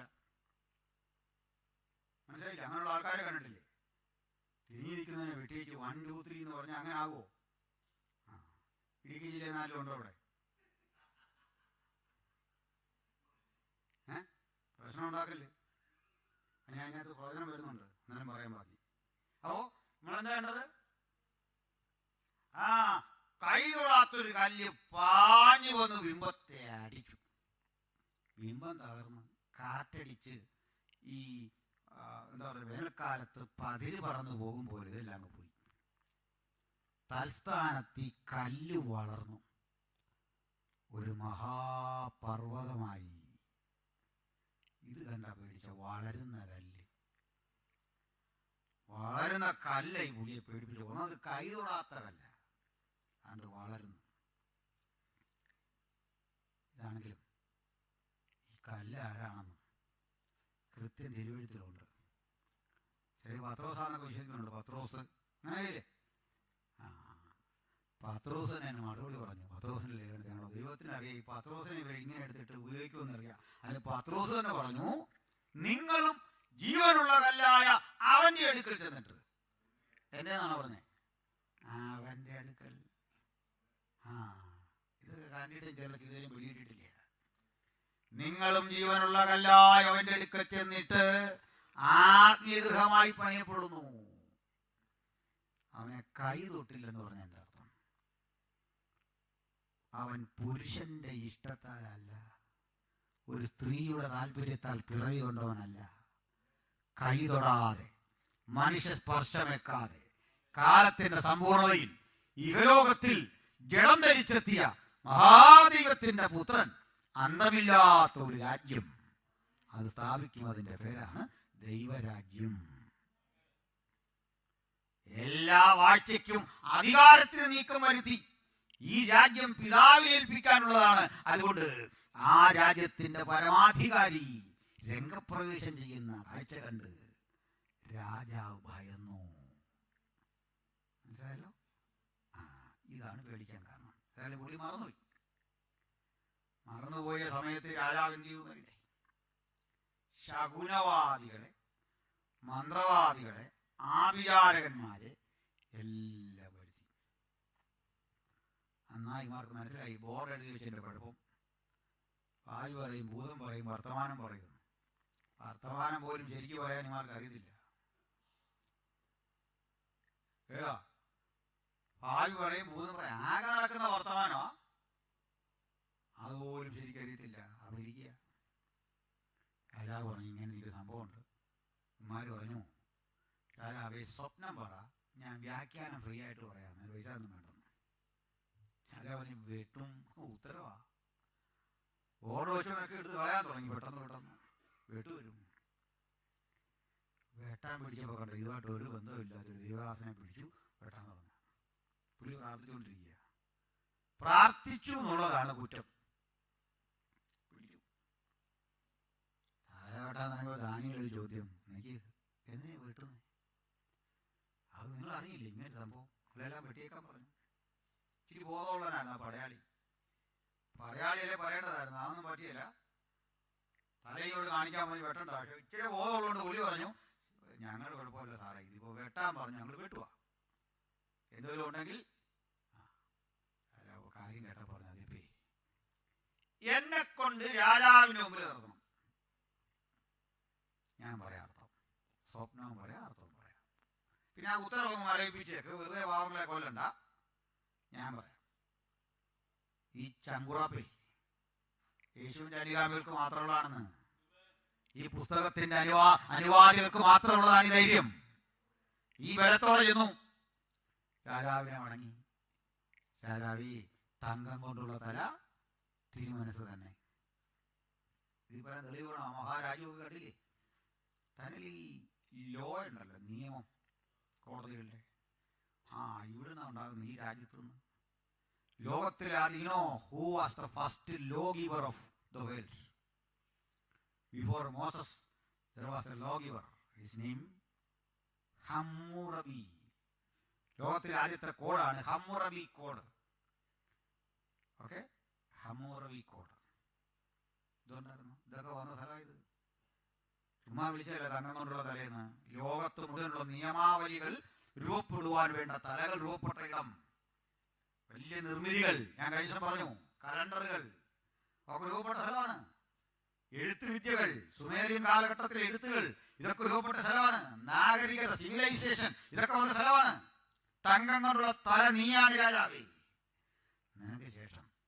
നിന്നെക്കാൾ വീര്യം കുറഞ്ഞ രാജ്യം, അതിനുശേഷം അതിലും കുറഞ്ഞൊരു രാജ്യം. ഇതെല്ലാം ഉദ്ദേശിക്കുന്ന പല രൂപത്തിൽ അതിൻ്റെ അർത്ഥം. അതിനുശേഷം അങ്ങനെ അത് താഴേക്ക് വരും. അപ്പോൾ ഒറ്റ വാക്കിൽ പഠിക്കാം, തങ്ങങ്ങളുള്ള തലയാരാ? നെബൂഖദ്നേസറുടെ ബാബിലോൺ. ഓക്കെ. ആ ഇതിനിടയ്ക്കാ പുള്ളിക്കാരൻ്റെ ആ പുല്ല് എന്ന കഥയൊക്കെ അറിയാമല്ലോ. നമുക്ക് പറയാം, അത് ഒത്തിരി പറയേണ്ട നമ്മൾ അല്ലേ? ആ അതെങ്ങനെയാണെന്നൊക്കെ ആൾക്കാർ ചോദിക്കുന്നത്. കളവാന്നൊക്കെ പറയുന്നുണ്ട്. അങ്ങനെയല്ല, ഇതൊരു മനോരോഗമാണ്. അതിൽ കന്നാലിയായി എന്ന് പുള്ളിക്ക് തന്നെയൊക്കെ തോന്നി. അങ്ങനെയൊക്കെ ഉണ്ട് മനുഷ്യൻ രോഗം. മനോനില തെറ്റിപ്പോയി. ഇന്ന് അകമൊക്കെ വളർന്നത് വെട്ടാൻ സമ്മതിക്കില്ല, കന്നാലി ആയല്ലോ. കൊള്ളിയില്ല, നനയില്ല, കന്നാലിയായിട്ട് അയാൾ പോയി. 7 കൊല്ലം ഇത് കണ്ടതെല്ലാം തിന്നും. ഞാൻ ആരങ്ങനെ നോക്കാം. നമ്മളെങ്ങാനും ചെന്ന് നെബൂഖദ്നേസറിനെ കാണാൻ നിന്ന് നമ്മൾ ചോദിക്കുക എന്താണെന്ന് വെച്ചാൽ പുള്ളിക്കാരറിയാ, അച്ഛനെ പിണ്ണാക്ക് തിന്നുകൊണ്ടിരിക്കുക, പുള്ളിക്കൂര് ഞാൻ ചൂടാക്കുന്നുണ്ട്, വെയിറ്റ് ചെയ്യേ. പുള്ളിക്കാരിന് വലിയൊരു ദുഃഖമേ. മനസ്സിലായില്ലേ? നെബൂഖദ്നേസറിന്റെ അവസ്ഥയെ രാവിലെ ഇന്ത്യൻ സമയം 8 മണിക്ക് ചിക്കനും ചപ്പാത്തിയും കഴിച്ചവനെ വൈകിട്ട് 7 ഡിന്നറിന് ഇരുന്നപ്പോ പുലി തിരിച്ച ദൈവമാ നമ്മുടെ ദൈവം. എല്ലാവരും അറിഞ്ഞിരുന്നാൽ കൊള്ളാം. അഹങ്കാരം കൊണ്ട് ചിലരെ കണ്ടെന്ന് കൈ കഴുകല്ലേ? അധികാരം കിട്ടിയ അഹങ്കാരം കൊണ്ട് ചിലർ വല്ലാതാകുക. ലോക നേതാക്കന്മാർ പലരും. ഓർക്കണം, ഇതാ ദൈവം. ഇങ്ങനെ ആക്കാൻ കഴിയുന്നതാ ദൈവം. അവൻ ഒരു നിമിഷം കൊണ്ട് താഴ്ത്തുന്നു ഒരുത്തനെ. ഇഷ്ടമുള്ള മറ്റൊരുത്തരെ എഴുന്നേൽപ്പിക്കുന്നു. ഇഷ്ടമുള്ളവർക്ക് രാജ്യത്ത് കൊടുക്കുന്നു. ഹല്ലേലൂയ. ഇതാണ് നെബൂഖദ്നേസർ. പുള്ളിയുടെ പേരക്കിടാവിന്റെ പേരാണ് ബേൽശസ്സർ, കൊച്ചുമകൻ. ഇടയ്ക്ക് ആളുടെ ചിലടത്ത് ഈ മകൻ എന്ന് പറയുമ്പോൾ പേരക്കിടാവോ അവന്റെ മോനൊക്കെ ആയി വരുന്ന സംഭവങ്ങളുണ്ട്. അങ്ങനെ പറയാൻ കാരണം, ഇടയ്ക്ക് ഈ 2-3 പേരുണ്ട്, ആരും ഓർക്കുകയില്ല. മനുഷ്യൻ യാതൊരു പ്രയോജനമില്ലാതെയും ആരും അറിയാതെ ഒരുത്തം വന്ന് രാജ്യം പരിചയിച്ചു പോയാൽ ആരും ശ്രദ്ധിക്കുമോ? ചെറിയ എല്ലാ പല തസ്തികയിലിരിക്കും, ആർക്കും ഒരു ഗുണമില്ല. ഇങ്ങനൊരാൾ ഉണ്ടായിരുന്നത് പോലും ആർക്കും അറിയാത്ത തരത്തിലെ ഭരണാധികാരികളില്ലേ? നമ്മളൊക്കെ കഴിഞ്ഞ ഈ റാവുവിന് ശേഷം ഇങ്ങനെ ഒത്തിരി പേര് മാറി മാറി മാറി വന്നൊരു കാലമൊക്കെ ഇന്ത്യയിൽ. അന്നൊക്കെ പരീക്ഷ എഴുതുന്ന പിള്ളേർക്കായിരുന്നു ബുദ്ധിമുട്ട്. ആരാ പ്രധാനമന്ത്രി എഴുതി ഇവാലുവേഷൻ വരുമ്പോഴേക്ക് സംഗതി മാറും, ആള് മാറും. ഈ ആഴ്ചത്തെ നമ്മുടെ പ്രധാനമന്ത്രി ആരാന്ന് ചോദിച്ച കാലമുണ്ട്. അങ്ങനെ ഒരു കാലം. അത് ചിലരുടെ കോൺട്രിബ്യൂഷൻ ഇല്ലാത്തവരെ ലോകം ശ്രദ്ധിക്കില്ലെന്ന്. ശരിയാണോ? ഇതൊരു സങ്കല്പം അറിയാം. അങ്ങനെ സങ്കല്പമാണോന്ന് അറിയില്ല, നടന്നാകണമെന്നാണ് എനിക്ക് തോന്നുന്നത്. ഒരിക്കലും ഈ അമേരിക്കയിൽ നിന്നും റഷ്യയിൽ നിന്നും ഇന്ത്യയിൽ നിന്നൊക്കെ ഉള്ള സയന്റിസ്റ്റുകളുടെ ഒരു സമ്മേളനം നടന്നു. ഈ പ്ലാസ്റ്റിക് സർജറിയെ പറ്റിയൊക്കെ ഉള്ള ചർച്ചകളാണ്. ആ പ്ലാസ്റ്റിക് സർജറി എവിടെ വരെ എത്തി എന്നൊക്കെ പറയാൻ വേണ്ടി അതിൻ്റെ അനന്ത സാധ്യതകളെ പറ്റിയൊക്കെ പറഞ്ഞ വഴിക്ക് റഷ്യക്കാരൻ പറഞ്ഞു, അംഗവൈകല്യം ഉണ്ടായിരുന്നൊരു മനുഷ്യനെ ട്രീറ്റ് ചെയ്ത് ശസ്ത്രക്രിയൊക്കെ നടത്തി ഞങ്ങൾ ആർട്ടിഫിഷ്യൽ കാലവനെ വെച്ചു. അവൻ അതുകൊണ്ട് ഇപ്പോൾ ഫുട്ബോൾ കളിച്ചെത്ത് ഗോളടിച്ചെന്നറിയാവുന്നു. അമേരിക്കക്കാരൻ പറഞ്ഞു, ഞങ്ങളുടെ അടുത്തിന് കൈയില്ലായിരുന്നു, കൈ പോരായിരുന്നു. അവന് ഞങ്ങൾ ഇതുപോലെ ആർട്ടിഫിഷ്യലായ കൈ സംഘടിപ്പിച്ചു, അതുകൊണ്ട് അവൻ ബാഡ്മിൻ്റൺ കളിക്കും. ഇപ്പോൾ അവനത് പരിശീലിപ്പിക്കാമെന്ന് ബാഡ്മിൻ്റൺ. നമുക്ക് താഴാൻ നോക്കുമോ? എവിടെയും പോയി നമ്മുടെ പറഞ്ഞത് ഇന്ത്യക്കാരൻ പറഞ്ഞു, ഞങ്ങളോടൊരുത്തിന് തലയില്ലായിരുന്നു, ഞങ്ങൾ അവന് മരം കൊണ്ടൊരു തലയുണ്ടാക്കി വെച്ചു. പുള്ളി ദീർഘവർഷം ഞങ്ങളുടെ പ്രതിരോധ മന്ത്രിയായിട്ടും മുഖ്യമന്ത്രിയായിട്ടും ഒക്കെ നാട് ഭരിച്ചു. നിങ്ങൾക്ക് അറിയാമെന്ന് ചോദിച്ചു. ഇങ്ങനെയുള്ള മനുഷ്യരുണ്ട്. അത് ഈ മനസ്സിലാക്കാൻ വേണ്ടി ഈ പറഞ്ഞു തരുന്നത്. ആർക്കും ഒരു ഗുണമില്ല. ഇങ്ങനെ ഒരാളുണ്ടോ എന്ന് പോലും ആർക്കും അറിയില്ല. ഇത്തരം മനുഷ്യരുണ്ട്. അതുകൊണ്ട് അവരുടെ പേരെഴുതുകയെന്ന് എഴുതി വരുമ്പോൾ ആർക്കും താല്പര്യമില്ലെന്നതാ. പോട്ടെ, ഇതുപോലെ നെബൂഖദ്നേസറിന് മക്കളുണ്ട്, അതിൻ്റെ ഇടയിൽ മക്കളുണ്ട്. ദാണ്ടി പോരുത്തൻ അവർ ശ്രദ്ധേയനാണ്. ചരിത്രമൊപ്പനും ശ്രദ്ധേയരെ മാത്രം ഓർക്കൂ. അതുകൊണ്ട് ആ കയ്യിൻ്റെ ഭാര്യ ആരാന്നൊക്കെ ആ മൊത്തം പിള്ളേരുടെ പേരുന്ന കാര്യമില്ലെന്ന് മനസ്സിലായോ? ഒരുത്തനോട് ചോദിച്ചു ഒരിക്കല്, പൗലോസ് വിവാഹിതനാണെന്ന് ഞാൻ തെളിയിക്കും, അയാളുടെ ഭാര്യ എവിടാന്ന് നിങ്ങൾ പറയണം. ഞാൻ പറഞ്ഞു ഇത്രയും തെളിയിക്കാൻ ഈ ബാക്കി വിളിക്കാതെ തെളിയിക്കും. ഈ പാതിപ്പണി നമുക്ക് ഇടേണ്ട കാര്യമുണ്ടോ? ഒക്കുന്നില്ലെന്നാണ് പറയാ. അദ്ദേഹം എന്തുകൊണ്ട് ഭാര്യയുടെ പേര് ഞാൻ എഴുതിയില്ല, അത് പറഞ്ഞിട്ട് പോയാൽ മതി. ഞാൻ പറഞ്ഞു ഇതേ പൗലോസിന്റെ ഭാര്യയുടെ കാര്യം എഴുതേണ്ട പുസ്തകമല്ല, അതിന് ഡയറി മേടിച്ചോണം വേറെ. എന്തെല്ലാം അപകടങ്ങളിൽ നിന്ന് പാവപ്പെട്ട എന്നെ ദൈവം രക്ഷിച്ചിരിക്കുന്നു. ഇനിയും അവൻ രക്ഷിക്കും, എനിക്ക് ഉറപ്പാണ് ഇത്തരം കാര്യങ്ങളിൽ നിന്ന്. പോട്ടെ. അപ്പോ നെബൂഖദ്നേസർ കൊച്ചുമോന്റെ പേരെന്തായിരുന്നു? ബേൽശസ്സർ. ആ മഹാകാരിയാണ്. അതാണ് നമ്മൾ പറഞ്ഞു വരുന്നത്. നമ്മളിടയ്ക്ക് ആ വൃക്ഷദർശനാണോ വിട്ടതിനാണെന്നറിയോ? അത് ഈ പ്രവചനമായിട്ട് ഡയറക്റ്റ് വലിയ ബന്ധമില്ല. ഓക്കെ, 1-ാം അധ്യായം നമ്മൾ ഓർക്കുന്നുണ്ടല്ലേ? 2-ാം അധ്യായം മറ്റേ രാജാവിന്റെ സ്വപ്നം, അതിലേക്ക് തിരിച്ചു വരും കേട്ടോ. ഒന്നുകൂടെ പോയിട്ട് തിരിച്ചു വരും. നമ്മളിപ്പോൾ ഒരു ലൈൻ അടിച്ച് ഇങ്ങനെ പോവാണ്. അപ്പോ 3-ാമത്തെ സ്വർണ്ണബിംബം അതും അറിയാം. 4 നമ്മളങ്ങ് വിട്ടു. 5-ലെത്തുക. എന്താ പറയണ്ടേ? ഈ ബേൽശസ്സറിന് ഒരാഗ്രഹം, തൊട്ടടുത്ത് കിടക്കുന്ന പേർഷ്യ ആക്രമിച്ച് കീഴടക്കണം. അത് ഇറാഖിന്റെ അന്നത്തെ ചക്രവർത്തിക്ക് ഒരാഗ്രഹം, ഇറാനാണ് പേർഷ്യ. ഓക്കെ, അത് തങ്ങളുടെ കാൽ കീഴാക്കണം. അയാള് സന്നാഹങ്ങളെല്ലാം ഒരുക്കിയപ്പോ ആക്രമിക്കാൻ പോയാൽ ബാബിലോണിയ പട്ടാളം എന്താ ഭയങ്കര ചിട്ടയാണ്. അങ്ങനെ ഒത്തിരി ജയിക്കാൻ പറ്റാത്ത നല്ല കെട്ടുറപ്പുള്ള പട്ടാളമാണ്. ഭയങ്കര ഇന്റലിജൻസ് ആണ്, ചാരപ്പുഴ ശക്തമാണ്. ഇതൊക്കെയാണെങ്കിലും എന്താണെങ്കിലും മറ്റൊരു വാർത്ത കിട്ടി. ആർക്കാ? പേർഷ്യൻ രാജാവായ സൈറസ്, മലയാളം ബൈബിളിൽ കോരസ്, വാർത്ത കിട്ടിയ ഒരു സംഭവം വരുന്നു. അവന്റെ ചാരന്മാര് ഇന്റലിജൻസ് അത് അവന് ചോർത്തി കൊടുത്തു. നമുക്കിത് കേട്ടപ്പോൾ ഒരു വിശ്വാസം വരാത്തത്, പാവം നമ്മുടെ മൻമോഹൻ സിംഗിനെയും കൂടെ വഴിതെറ്റിച്ച ഒരു ഇന്റലിജൻസ് നമ്മുടെ കേരളത്തിലുള്ളത്. തിരുവനന്തപുരം വഴി പുള്ളി അലഞ്ഞ് തിരിഞ്ഞ് ഓട്ടോറിക്ഷ പിടിച്ച് ഓർക്കുന്നുണ്ടോ? 2 തവണ, 1 തവണയല്ലേ, 2 തവണ. ഞാനൊന്നും മറക്കില്ല. ഇവരൊക്കെയാണ് നമ്മളെ രക്ഷിക്കുന്ന പോട്ടെ. പക്ഷേ സൈറസിന്റെ പടയാളികൾ മണത്തറിഞ്ഞ് ഇങ്ങനെ യുദ്ധം വരുന്നു. സൈറസ് ഉറപ്പിച്ചു, യുദ്ധം വന്നാൽ നമ്മൾ തോക്കും. അങ്ങനെ അത് ഒരു യുദ്ധം തോക്കും എന്ന് ഉറപ്പ് വന്നാൽ എന്ത് ചെയ്യണം?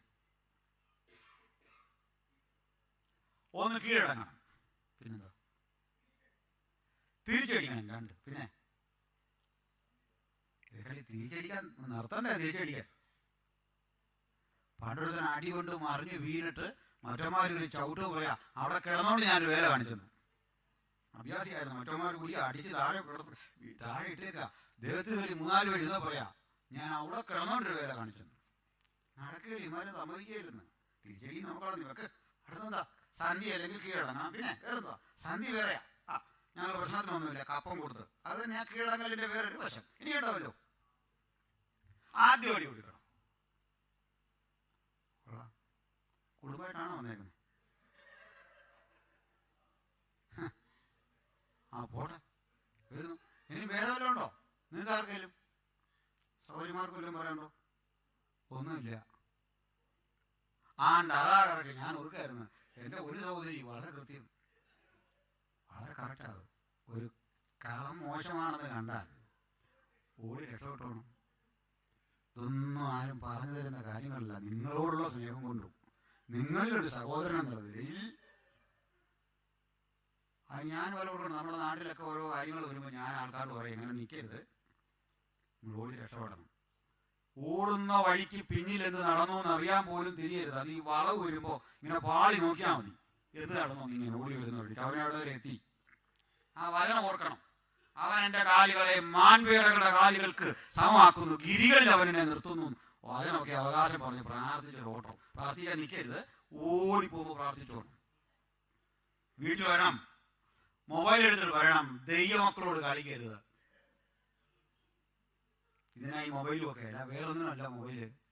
ഇതാ ഞാൻ ചെയ്യേണ്ട കാര്യം, ഇതാ. അത് കറക്റ്റ്, വളരെ കറക്റ്റാ. എന്നാൽ നമ്മൾ ഈ പറഞ്ഞ പോലെയല്ല കോരശ് ചെയ്ത്, ബ്രദർ പറഞ്ഞല്ല ചെയ്തേ. കോരശ് ചിന്തിച്ചു, അവൻ അതിൽ അടിക്കും. അവൻ ഒരുങ്ങി വരുന്ന മുമ്പ് ആദ്യത്തെ അടി ഉച്ചക്കിട്ട് കൊടുക്കുക. ആദ്യത്തെ അടി ആദ്യം തന്നെ അടിക്കും. ഇതാ പദ്ധതി. അപ്പൊ ഇതിന് പ്ലാനിട്ട് അടുത്ത അനുചരന്മാരെ കൂട്ടി രഹസ്യമായ ഒരു മുറിയിൽ സന്ധിച്ച് ചർച്ച ചെയ്യുക. പറഞ്ഞിങ്ങനെ, ഈ ബേൽഷസ്സറിന്റെ രാജ്യത്തിലേക്ക് പാഞ്ഞിങ്ങോട്ട് വരും മുമ്പ് അവന്റെ കോട്ടകൊത്തളങ്ങളെ വിറപ്പിച്ച് ഞാൻ അകത്ത് കയറും. പോരാടി മരിക്കും. ജയിക്കുകയില്ലെന്ന് എനിക്കറിയാം. പോരാടി നാശം വിതയ്ക്കും. അത്ര അഗാധം വരുത്തും, പരമാവധി വരുത്തും. ഒരു മന്ത്രി പറഞ്ഞു, പ്രഭു അവന്റെ രാജ്യത്തിന്റെ സെറ്റപ്പ് അറിയോ? ഉദ്ദേശമല്ല, രാജാവ് ഇങ്ങനെ പറഞ്ഞുകൊണ്ടിരിക്കേ ഒരു വൃദ്ധൻ കാണാൻ വന്നിരിക്കുന്നു, വിശിഷ്ടാതിഥിയാണ്. രാജാവ് മുഖം കാണിച്ചപ്പോൾ ആളാരല്ലെന്നറിയണ്ടേ, രാജാവിൻ്റെ ഭാര്യയുടെ അപ്പൻ എന്ന് പറഞ്ഞാരാ? ഫാദറിലോ. ഒത്തിരി ഭാര്യമാരിൽ ഒരു ഭാര്യ, അവളെ അപ്പനാണ് വന്നിരിക്കുന്നത്. ഓക്കെ, അയാൾ ഒരു രാജാവാണ്. മേദ്യ ഭരിക്കുന്ന ദാര്യാവേശ്. പണ്ട് അങ്ങനെ ഒരു സെറ്റപ്പ് ഉണ്ട്. അടുത്തടുത്ത രാജ്യങ്ങൾ തമ്മിൽ നല്ലൊരു നയതന്ത്രം വരാൻ വേണ്ടി ഇവിടുത്തെ രാജാവിൻ്റെ മകളെ മറ്റവൻ കല്യാണം കഴിക്കുക. ഒരു പ്രശ്നമില്ലല്ലോ. ഒരു നയതന്ത്ര ബന്ധത്തിൻ്റെ ഭാഗമായിട്ട്, ഡിപ്ലോമസിയുടെ ഭാഗമായിട്ട് യുദ്ധം വരാതിരിക്കാനുള്ള ഒരു തന്ത്രമാണ്. പക്ഷെ പിന്നീട് മനസ്സിലാകും ഇതിലും ഭേദം യുദ്ധമായിരുന്നു. അത് മറ്റൊരു സത്യം. പണി കിട്ടി കഴിയുമ്പോഴേ നമുക്ക് അറിയത്തുള്ളൂ. നയതന്ത്രം എന്ന് പറഞ്ഞാൽ ഇങ്ങനെയും ഒരു തന്ത്രം ഉണ്ടായിരുന്നു. ഇതിലും ഭേദം ഇരുന്ന് കഴിച്ചു.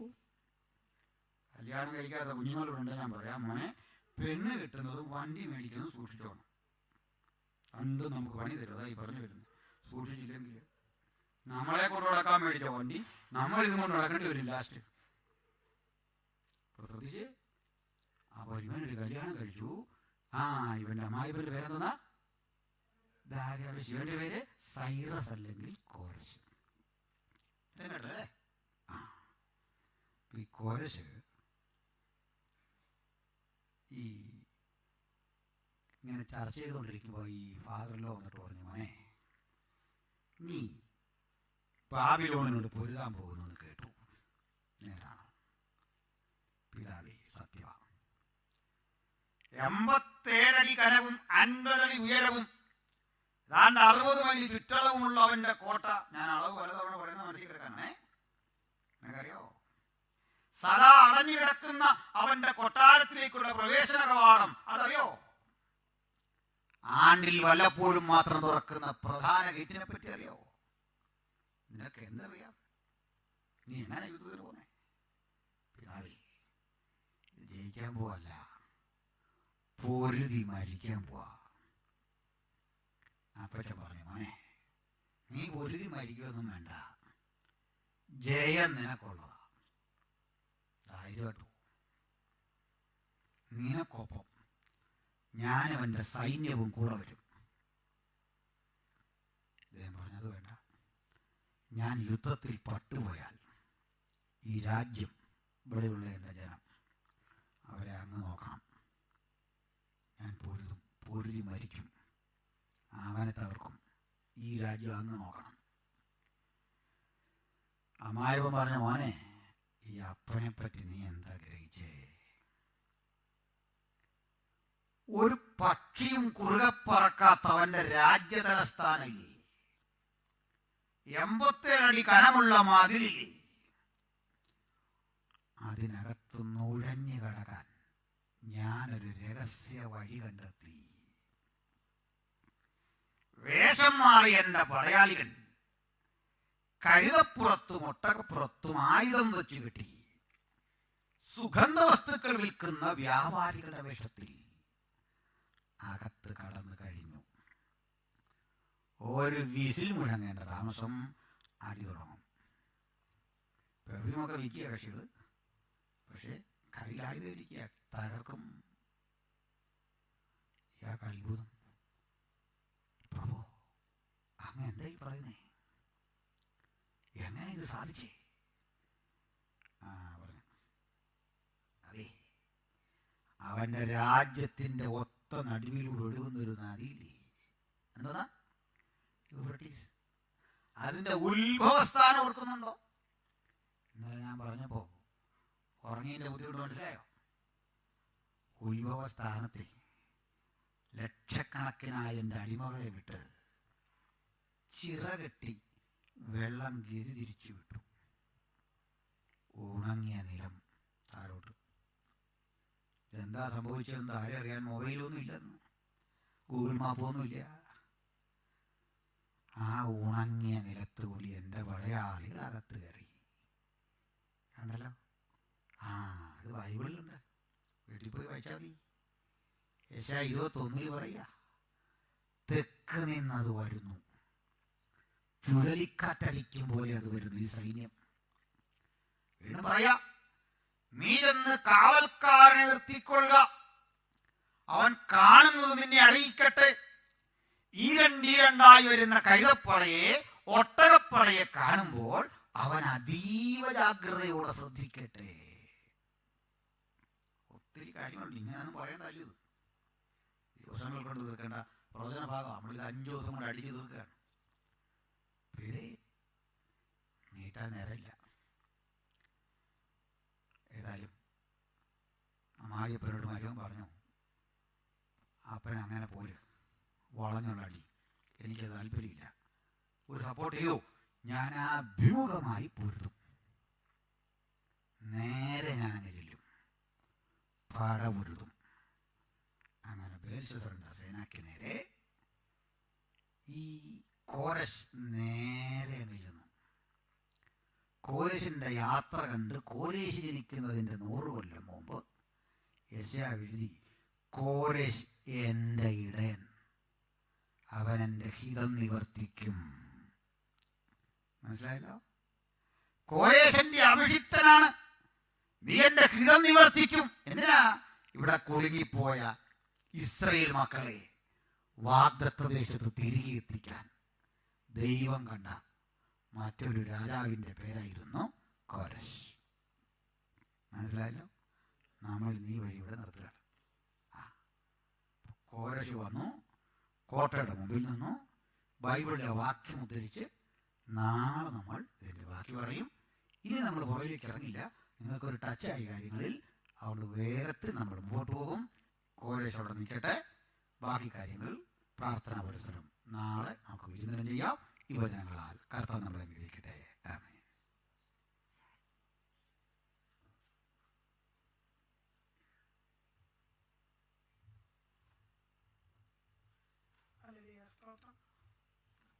നമ്മളെ തന്നെ വീണ്ടും താഴ്ത്തിയേൽപ്പിക്കാം.